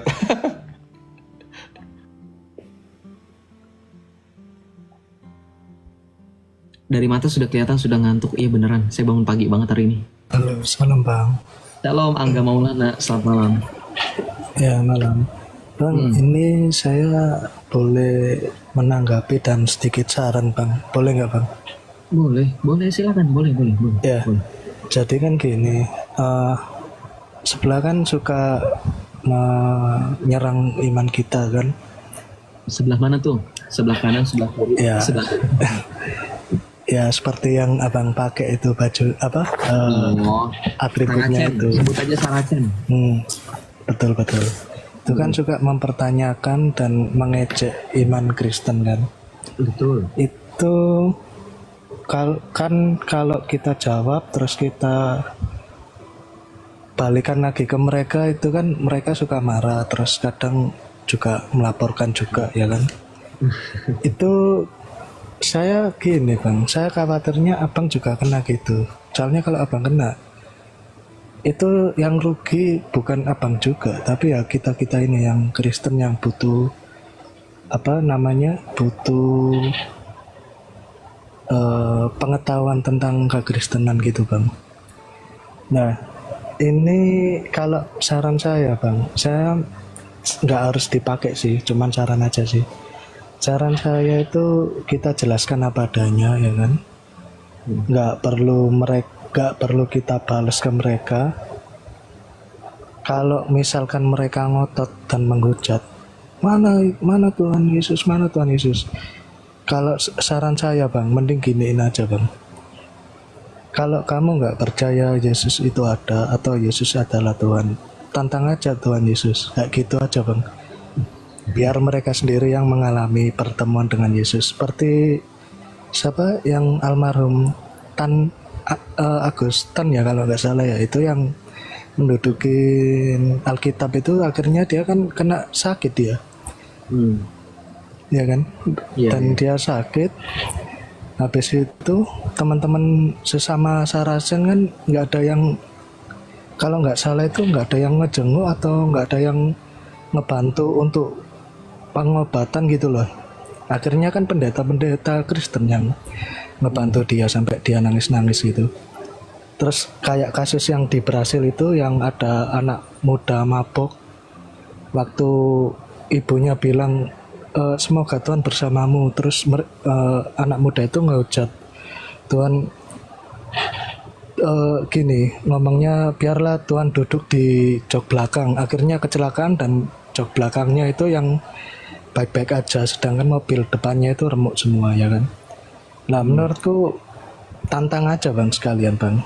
Soalnya dengan menantang kayak gitu banyak sih, nggak hanya di luar negeri, di Indonesia aja juga banyak. Contohnya kayak Daud Tony mungkin ya kan, Daud Tony yang mantan dukun itu dia kan menyerang satu pendeta dengan ilmu santetnya itu, akhirnya dia kena sendiri, akhirnya dia yang bertobat sendiri. Ya saya ngomong gini karena ingat ini sih Bang, ada ayat Alkitab yang bilang kurang lebih kayak gini, biarkan Tuhan berperang menggantikan engkau. Itu ayat mana ya Bang ya? Kenapa? Biarkan Tuhan yang berperang menggantikanmu itu loh Bang. Iya, oke. Itulah pokoknya. Kenapa tuh? Kenapa dengan ayat? Ya itu saya jadi terinspirasi dari situ sih. Maksudnya ada pemikiran dari situ sih. Terus ya itu untuk debat-debat dengan mereka, nggak tahu ya mungkin kita ada sisi emosi atau harga diri juga Ya kalau aku sih mending biarin aja, nggak usah diambil harga diri. Toh Tuhan Yesus juga merendahkan dirinya yang turun dari tatanya yang di surga untuk apa? Merendahkan diri menjadi manusia seperti kita tuh. Kayak gitu sih Bang. Betul. Jadi kalau menurut Abang gimana? Saya sih nggak ada pertanyaan sih. Cuman saran sama masukan aja sih. Saya setuju sama kamu. Memang seperti bagaimana Paulus Yesus mengatakan jangan pernah berdiskusi dengan iblis. Betul. Kita nggak cuman dipahami dengan baik bahwa ketika berbicara dan ketika kita mendengar Paulus Yesus jangan berdiskusi dengan iblis. Artinya ketika iblis sudah mulai berpolemik, ya itu sudah selesai di situ. Kita tidak perlu melanjutkan. Tetapi ketika baru bertanya saja, kita punya kewajiban untuk memberikan pertanggungjawaban iman. Karena di dalam Alkitab dikatakan bahwa setiap orang memang wajib untuk memberikan pertanggungjawaban iman atau berapologia. Tapi kan kalau sampai tadi memberikan tantangan atau ibaratnya bilang ke mereka untuk nantang sendiri, ya sebenarnya saya juga agak gimana gitu kan. Biarin aja gitu.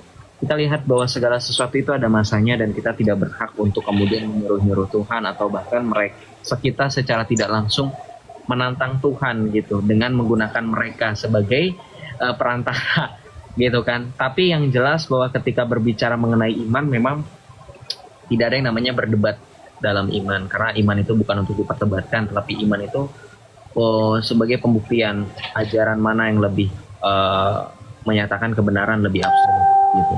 Dan ketika dikatakan diperdebatkan, sebenarnya perdebatan itu muncul ketika orang baik saya misalkan ya dan lawan berbicara itu berbicara dalam konteks data dan juga narasi gitu. Jangan hanya narasi saja. Kalau narasi saja itu namanya bukan debat, tapi ya itu hanya curhat gitu. Kayak tadi saya sudah bilang berkali-kali kalau debat ya harus pakai data. Ya tadi ya udah benar sih, debat pakai data, tapi narasinya kebanyakan daripada datanya. Datanya lama banget ditunjukin cuma 1 biji, itu juga disuruh tunjukin lama gitu kan. Narasinya kebanyakan. Nah itulah, harus banding intinya. Itu sih. Gak apa, saya terima masukan dan saran dari teman-teman. Memang kita akan melihat situasi sekarang, lapor sana lapor sini, tapi bukan karena saya takut sih. Memang dari dulu memang saya saya nggak akan kasih kesempatan bagi mereka untuk menjelaskan iman mereka lebih lanjut. Makanya kalau ada yang berpolemik nggak bisa ditanya, saya langsung turunin. Gitu sih kalau di room ini. Tapi thank you bro. Betul Bang. Ya, saya mau ngomong lagi Bang. Ini buat teman-teman Sarasen ya. Dengan kalian mendebat kekristenan, itu sebenarnya malah mereka itu mewakili kita yang Kristen Kristen awam yang jarang baca Alkitab, yang kurang mengetahui tentang Tritunggal. Dengan kalian mempertanyakan gitu, sama saja kalian mewakili Kristen awam ini. Dengan jawaban seperti Bang Yosef, akhirnya kita menjadi tahu kayak gitu Bang. Betul. Kan sama aja kayak senjata makan tuan toh. Iya. Buat mereka sebenarnya itu senjata makan tuan buat mereka. Kayak gitu sih. Terus kalau mereka menghujat, biarin aja sih. Wong Yesus saja sudah dihujat, diludahin, disalib, disiksa juga. Tuhan malah mengampuni mereka toh. Jadi kita ngapain? Tuhan kita lebih berkuasa. Tuhan kita nggak perlu dibela, malah Tuhan yang membela kita, ya kan Bang? Betul setuju. Oke. Jadi ya untuk sementara itu aja sih Bang. Makasih Bang. Saya rajin dengerin Abang ini live, meskipun ya saya dari gereja karismatik sih, tapi nggak ada masalah biar Katolik atau Ortodok, yang penting sama-sama percaya Yesus dan Tritunggal, saya nggak ada masalah sih kayak gitu. Saya support Abang terus Bang. Oke Bang. Bang. Jangan pernah patah semangat Bang. Saya doain semoga Abang punya kepenuhan Roh Kudus. Amin. Untuk menghadapi mereka ini. Kita masih biasa bang, masih istilahnya dikriminalisasikan masih biasa dibanding orang-orang dahulu yang sampai dibunuh, dipenggal karena memberitakan firman Tuhan. Seperti yang ada di kerajaan Kata-kata itu Roma jangan dulu. dikeluarin, nanti kena banned loh. Oh, sorry bang. Ya, seperti Raja Nero, Kaisar Nero dulu yang ngebun-bun Kristen, orang Kristen itu, akhirnya dia sendiri yang jatuh, kayak gitu sih. Nggak apa-apa. Ya, terima kasih ya Bro Angga. Tuhan memberkati makasih, selalu Bang. juga. Siap. Terima kasih juga udah mau Mohon nonton. maaf dan- kalau ada kata-kata yang salah bang. Enggak ada. Aman. Tuhan Yesus memberkati selalu ya. Ya, Tuhan Yesus berkati bang. Shalom, Makasih. bro. Shalom, God bless you. God bless you. Thank you sudah remind saya. Thank you. Ya, kita lanjut, tapi lanjutnya nggak di room saya karena saya udah tepar, karena saya udah ngantuk banget teman-teman. Besok saya harus kerja. Sebenarnya saya besok sudah harus berangkat dari jam 6, jadi memang mohon maaf aja ya, mohon maaf banget nih. Saya juga live-nya mulainya dari jam 7 sih tadi. Tadinya mau mulai dari jam 5 teman-teman, karena aku misa misanya tuh jam 3 kan, selesai jam 4. Tapi karena tadi hujan, aku takut sinyalnya apa. Mungkin lanjutnya di room siapa nih? Di room Rom atau di room Jackson. Jadi mohon maaf ya teman-teman yang baru naik. Enggak lagi kan akun lu baru bebas setengah 8 tadi kan? Iya. Sebenarnya baru bebas juga benar ya. Baru bebas kena ban, teman-teman. Makanya juga nggak berani nih live terus-terusan. Takut kena report lagi. Gitu. Mungkin sementara jam segini dulu ya. Mungkin besok ya paling juga selesai juga jam 10-an juga sih. Gitu. Jadi untuk sekarang saya sudahi dulu ya, karena teman-teman juga udah banyak yang notice mata saya udah lelah banget ini. Ya, karena saya tadi bangun pagi banget jam 5 udah bangun. Tidurnya jam 12, bangunnya jam 5, terus belum tidur lagi sampai sekarang nih mau tidur. Teman-teman terima kasih ya buat Coach Charles, Om Don, Bro Jackson, Bro Rom, Bro Johan. Sorry ya, nggak bisa lama, mungkin dilanjut di room teman-teman ini. Tapi gue minta tolong dong. Teman-teman kan ini doubling. Tar dulu. Doubling. Nih, teman-teman kan dukung saya. Nah, kalau teman-teman dukung saya minta tolong. Kalau seandainya akun saya yang ini kena report, teman-teman boleh nggak minta tolong untuk follow teman-teman saya ada di sini. Karena biar nanti teman-teman nggak bingung live di mana. Kadang saya live-nya tuh pakai akun kecil yang kalian nggak tahu gitu. Kadang pakai akun saya yang satu lagi, cuman lagi nggak bisa naik. Tolong di follow dulu ya teman-teman saya di sini ya. Soalnya mereka juga sama-sama juga berapologetika, jadi juga selain membantu saya, kita juga membantu teman-teman yang berapologetika, karena mereka tetap dalam satu pengajaran yang sama, dan mereka juga memberitakan Yesus yang sama seperti yang kita imani, dan semangat yang kita punya juga sama, puji Tuhan. Jadi teman-teman tolong bantuannya ya, bukan gue pansos, ngapain gue pansos, itu ngasih tahu. Ya, kita tutup dulu dalam doa teman-teman. Mari kita bersatu dalam hati dan pikiran kita fokus, kita berhenti sejenak dengan apapun pekerjaan yang kita lakukan sekarang, kita bawa dalam doa, dalam nama Bapa dan Putra dan Roh Kudus, amin. Allah sumber kebijaksanaan yang ilahi, kami bersyukur atas penyertaan kepada setiap dari kami yang telah Engkau berikan dengan urapan dari Roh-Mu yang kudus. Kami percaya bahwa Engkau menyertai kami dan kami bersyukur atas kesempatan yang telah Engkau berikan kepada setiap dari kami. Kami menghirup nafas kehidupan untuk yang kesekian kalinya.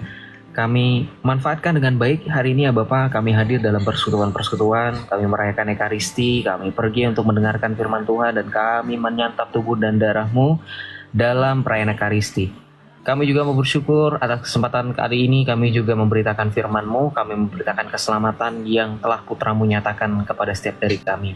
Dengan salibnya dan dengan kebangkitannya yang mulia, kami percaya bahwa setiap dari kami mempunyai keselamatan yang sungguh-sungguh itu. Dan kami beritakan keselamatan itu kepada setiap dari mereka yang belum menerima keselamatan itu, agar sempurnalah sukacita kami seperti yang dikatakan oleh Rasul Yohanes.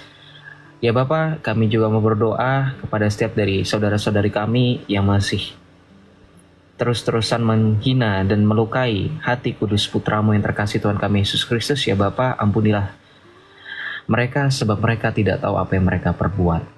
Sebentar, setiap dari kami ya Bapa ingin melanjutkan aktivitas dan ingin beristirahat supaya besok pagi kami dapat beraktivitas seperti sedia kala. Kiranya Engkau utus malaikat-malaikat-Mu untuk berjaga-jaga di sekeliling kami agar kami beristirahat dengan nyenyak dan tidak ada gangguan malam hari ini.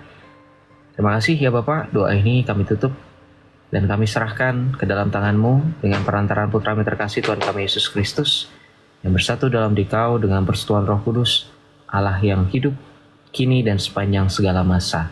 Amin. Dalam nama Bapa dan Putra dan Roh Kudus. Amin. Terima kasih teman-teman semuanya. Mohon maaf kalau misalkan belum maksimal karena baru malam ini saya baru buka bandnya. Jadi buat teman-teman mungkin next bisa naik lagi, atau teman-teman kalau mau naik lagi silakan ke tempat nih teman-teman saya, makanya saya suruh follow nih. Mereka jawabannya juga sama kayak saya, guys. Saya belajar dari mereka, mereka belajar dari saya. Kita sama-sama belajar di sini. Bahkan sebenarnya saya masih butuh pelajaran dari mereka, bahkan seperti Bro Johan, Coach Charles, apalagi ya, Bro Rom, apalagi Bro Jackson, apalagi Om Den, apalagi. Jadi sebenarnya sama-sama belajar. Makanya saya bilang nggak ada bedanya saya sama mereka, cuman memang beda casing aja. Pada nggak on cam, pada malu-malu ya. Ntar saya bakal kirimin ini apa taplak meja saya yang banyak itu ya. Jadi kita semua nanti akan satu tim seragam semua seperti ini. Apa kosidahan tim Marawis ya. Nanti pada on cam ya, nanti beneran gue kirimin, ntar teman-teman pada ini ya, pada tagih untuk on cam ya semuanya ya. Beneran ya. Pokoknya kalau nggak pada on cam, omelin aja, ancam blok atau enggak report ya. Suruh pada on cam semuanya. Kalau nggak pada on cam, lu blok aja, lu report ya. Oke, teman-teman terima kasih ya. Mohon maaf sekali lagi belum maksimal karena baru pertama kalinya seminggu terakhir kena ban, jadi baru live lagi. Untuk yang belum sempat naik, mohon maaf sekali lagi, mohon maaf banget. Naik di room teman-teman saya aja ini nih. Tapi mohon maaf malam ini saya pastikan saya tidak bisa ikut live lagi untuk malam ini ya. Karena udah ngantuk banget, mau tidur, mau makan sih sebenarnya, saya udah lapar banget ya. Teman-teman terima kasih sekali lagi yang sudah mau peduli dan sudah mau terus menasihati saya. Ada Cevero, ada Oma, halo Oma lagi nonton nggak? Ada Coach Charles juga, ada teman-teman yang di sini juga, ada moderator Celo dan teman-teman yang saya tidak bisa sebutkan satu persatu, ntar gak habis-habis live-nya. Terima kasih ya, udah mau DM mengingetin Joseph, tahan-tahan Joseph, jangan mulai ini nih ya. Terima kasih ya, walaupun saya nggak bales tapi saya sudah baca dan saya terima saran-sarannya. Terima kasih teman-teman, Tuhan Yesus menyertai kita semua dan tetap semangat, jaga kesehatan ya. Terima kasih, bye bye teman-teman, salve.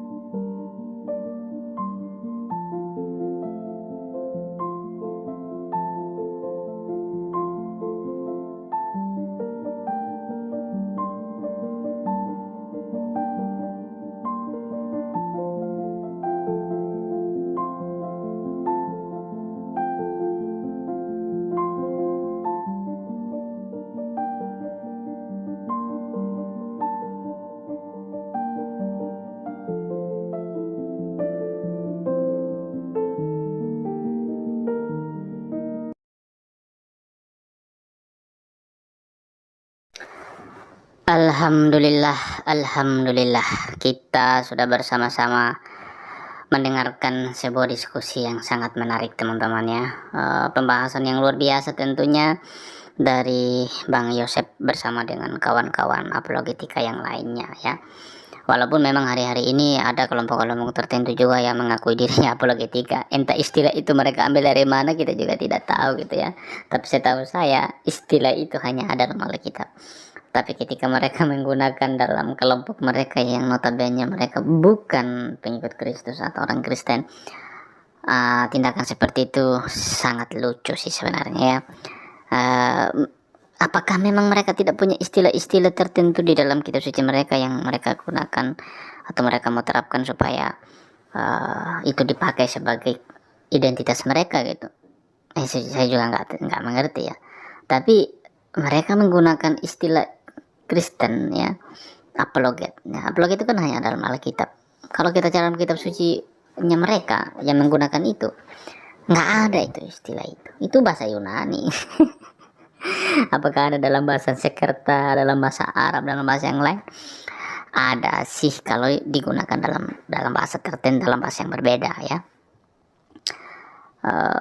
Misalkan apologetika itu kalau diartikan dalam bahasa Indonesia kan pembelaan iman gitu kan ya. Kalau dalam bahasa Arab apa ya pakai aja, tapi tentunya itu lahir dari kitab suci sih, tidak lahir daripada pemahaman atau penafsiran sendiri tentang hal itu gitu ya. Karena istilah-istilah itu hanya ada dalam Alkitab, dan kemudian kalau mereka mengaku sebagai orang yang paling benar, paling mulia, paling baik imannya, kenapa menggunakan istilah-istilah yang bukan lahir daripada imannya atau kitab sucinya untuk diterapkan dalam komunitasnya? Ya sudahlah, seperti itu yang terjadi. Tapi intinya gini teman-teman, setiap pertanyaan-pertanyaan yang diajukan dalam diskusi ini kita bisa melihat bagaimana Yosef dengan sangat luar biasa bersama dengan para apologet yang lainnya menjawab itu dengan tuntas gitu ya. Mereka tidak lari, mereka tidak mencoba untuk mengajarkan yang di luar daripada apa yang tertulis dalam Alkitab. Mereka betul-betul menjelaskan dengan terang menerang kebenaran yang sejati itu gitu. Kalau kita berbicara tentang bagaimana pertanyaan yang diajukan dari kelompok lain terhadap iman Kristen, itu sudah terjadi beratus-ratus tahun yang lalu, bahkan ribuan tahun yang lalu sudah terjadi gitu ya. Bagaimana orang mulai skeptis dengan iman Kristen. Bukan hanya kalau skeptis mah tergolong masih sangat relatif tidak terlalu berdampak gitu, tapi mulai bertanya apakah Yesus itu Tuhan, bagaimana itu buktikan dan lain sebagainya, kan sudah bermunculan ribuan bahkan ratusan bahkan ribuan tahun yang lalu gitu ya. Jadi kalau apa yang terjadi hari ini di Indonesia misalkan, itu bukanlah sesuatu yang betul-betul baru gitu ya, itu sudah terjadi sangat lama sekali. Dan apakah dengan kejadian semacam itu membuat iman Kristen kemudian menjadi berkurang? Ya tidak. Bersamaan dengan kejadian-kejadian seperti itu membuat iman Kristen semakin luas, perkembangannya semakin pesat, dan di mana-mana di dunia ini kalau berbicara tentang kekristenan jauh lebih banyak dibandingkan dengan agama manapun gitu ya. Itu number one. Jadi apa yang terjadi hari ini sudah sejak dahulu kala itu terjadi. Nah, apa yang dialami oleh orang Kristen dan Alkitab ini belum tentu sama dengan yang dialami oleh orang-orang lain atau agama orang lain. Belum tentu. Dan saya juga tidak yakin kalau itu dialami oleh mereka, eksistensinya masih ada atau tidak. Ya kan? Eksistensi mereka masih ada atau tidak gitu. Belum tentu itu terjadi gitu. Karena kalau kita berbicara tentang iman Kristen teman-teman, waduh, itu dari dulu pertanyaan-pertanyaan yang keras, yang dalam tanda kutip itu berbobot gitu, sudah diajukan sejak dari dulu. Dan pada saat yang sama juga iman Kristen tidak pernah mundur daripada pertanyaan itu, siap menjawab ya. Nah gini, pertanyaan-pertanyaan yang diajukan hari-hari ini dalam dunia diskusi lintas agama ini bukanlah pertanyaan-pertanyaan yang baru ya. Semuanya sudah ada sejak dahulu, sudah ada. Bukan pertanyaan-pertanyaan baru, bukan pertanyaan-pertanyaan yang muncul kemarin sore gitu ya.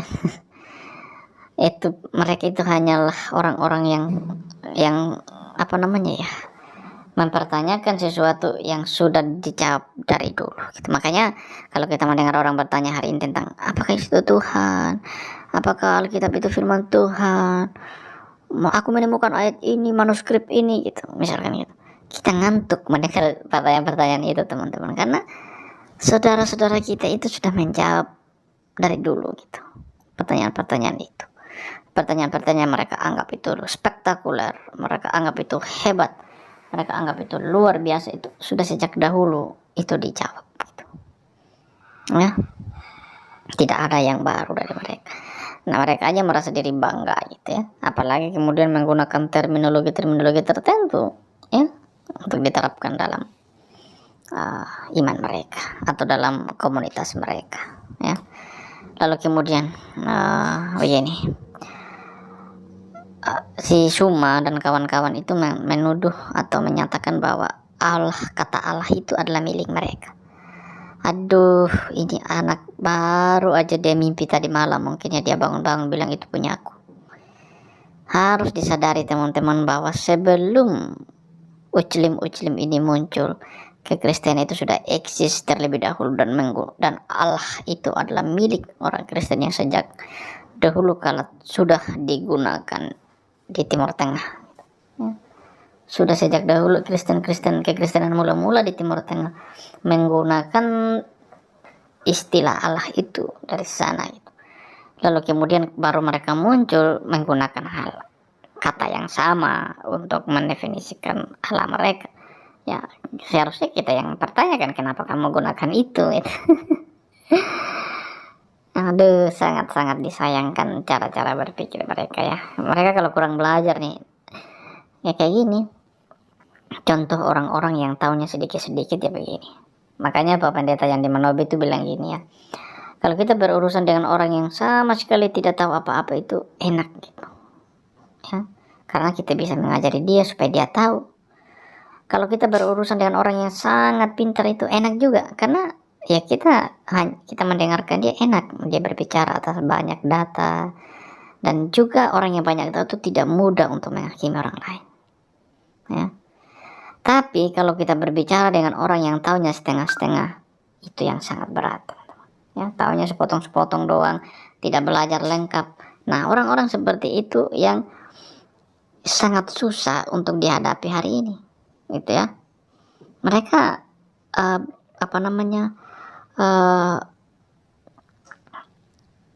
karena ketidaktahuan mereka yang komprehensif, akhirnya pengetahuan yang sepotong-sepotong itu menjadi pegangan mereka yang kuat, ya, untuk diklaim sebagai kebenaran yang tidak bisa lagi diganggu gugat gitu.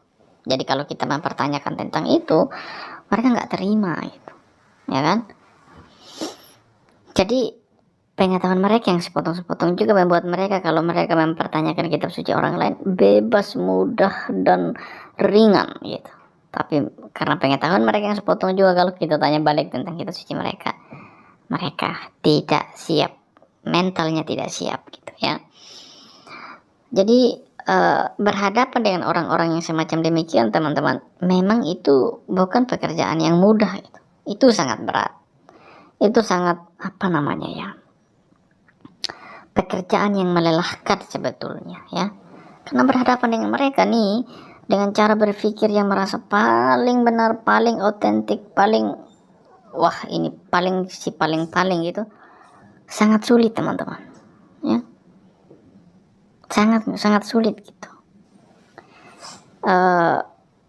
Lebih mudah kita mengajari anak kecil dibandingkan mereka ya. Lihat aja cara mereka berbicara, cara mereka mengklaim kebenaran mereka. Coba lihat aja, itu unik gitu ya. Unik bukan dalam arti yang bagus ya, tapi unik yang aduh, kenapa ya ada orang kayak gini. Tapi ya sudah teman-teman, memang begitulah keadaannya, dan ya memang kita dipanggil Tuhan di tengah-tengah orang-orang semacam demikian yang telah dilewati oleh para rasul, orang-orang yang murid-murid Kristus di zaman dulu gitu ya. Jadi, dan termasuk Yesus Kristus sendiri gitu ya, itu sudah dilewati oleh mereka, dan itu hal biasa gitu. Kita pun juga pasti bisa dan mampu melewati hal-hal yang seperti itu ya. Oke teman-teman, hal yang ingin juga saya sampaikan kemudian adalah kita terpanggil ya untuk menjadi berkat. Itu penting untuk kita ingat, kita pikirkan, dan kita renungkan dalam kehidupan kita teman-teman ya.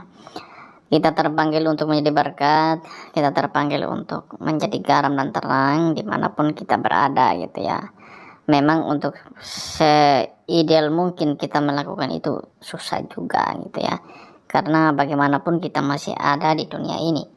Tetapi perintah itu tidak pernah berubah. Kita harus berusaha sebaik mungkin untuk kita mencapainya, dan jatuh bangunnya kita itu hal yang biasa aja, namanya manusia bisa melewati itu. Tetapi bukan berarti kita jatuh lalu kita nggak bangun lagi gitu ya. Kita jatuh bangun lagi, kita berusaha untuk melakukan kebaikan seperti yang diperintahkan oleh Tuhan untuk kita capai dalam hidup kita gitu. Lalu ketika kita menghadapi orang-orang seperti ini, kita harus ingat bahwa menghadapi orang seperti Dunditan, maksud saya Kainama, Suma dan kawan-kawannya, kita harus ingat bahwa di zaman Yesus pun orang-orang seperti ini sudah eksis gitu ya. Sudah ada bagaimana Yesus ketika dia melayani, mereka datang mendengar tapi bukannya untuk menerima kebenaran, tetapi mereka mempertanyakannya ya, mencoba Yesus gitu ya. Ya sudah hal yang biasa hal itu terjadi gitu. Tapi ingat teman-teman bahwa kita ini dipilih oleh Tuhan, dipanggil oleh Tuhan untuk memberkati mereka ya. Sekalipun melakukan itu di tengah-tengah mereka melarang orang ibadah, mengusir orang ibadah, melarang orang mendirikan gereja, kasih itu tidak pernah hilang oleh karena tidak boleh hilang oleh karena tindakan-tindakan mereka yang seperti itu. Itu harus kita ingat teman-teman ya. Kita harus selalu ingat itu bahwa kita dipanggil untuk melakukan kebaikan.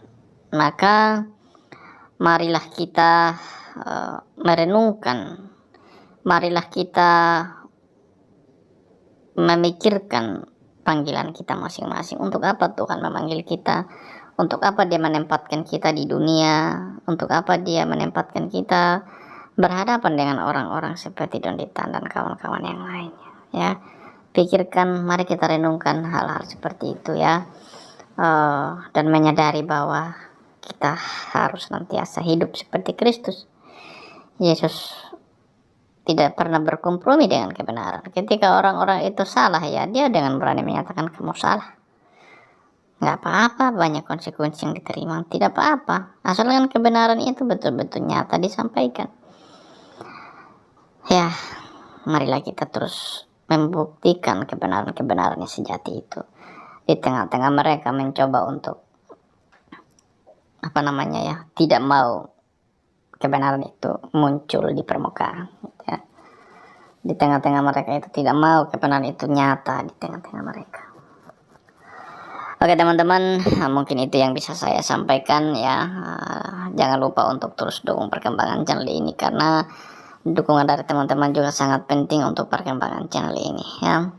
Dan jangan lupa untuk subscribe, like, komen, dan share ya, agar video-video di channel ini boleh berkembang ya, berkembang luas dan menjangkau orang-orang di luar sana ya.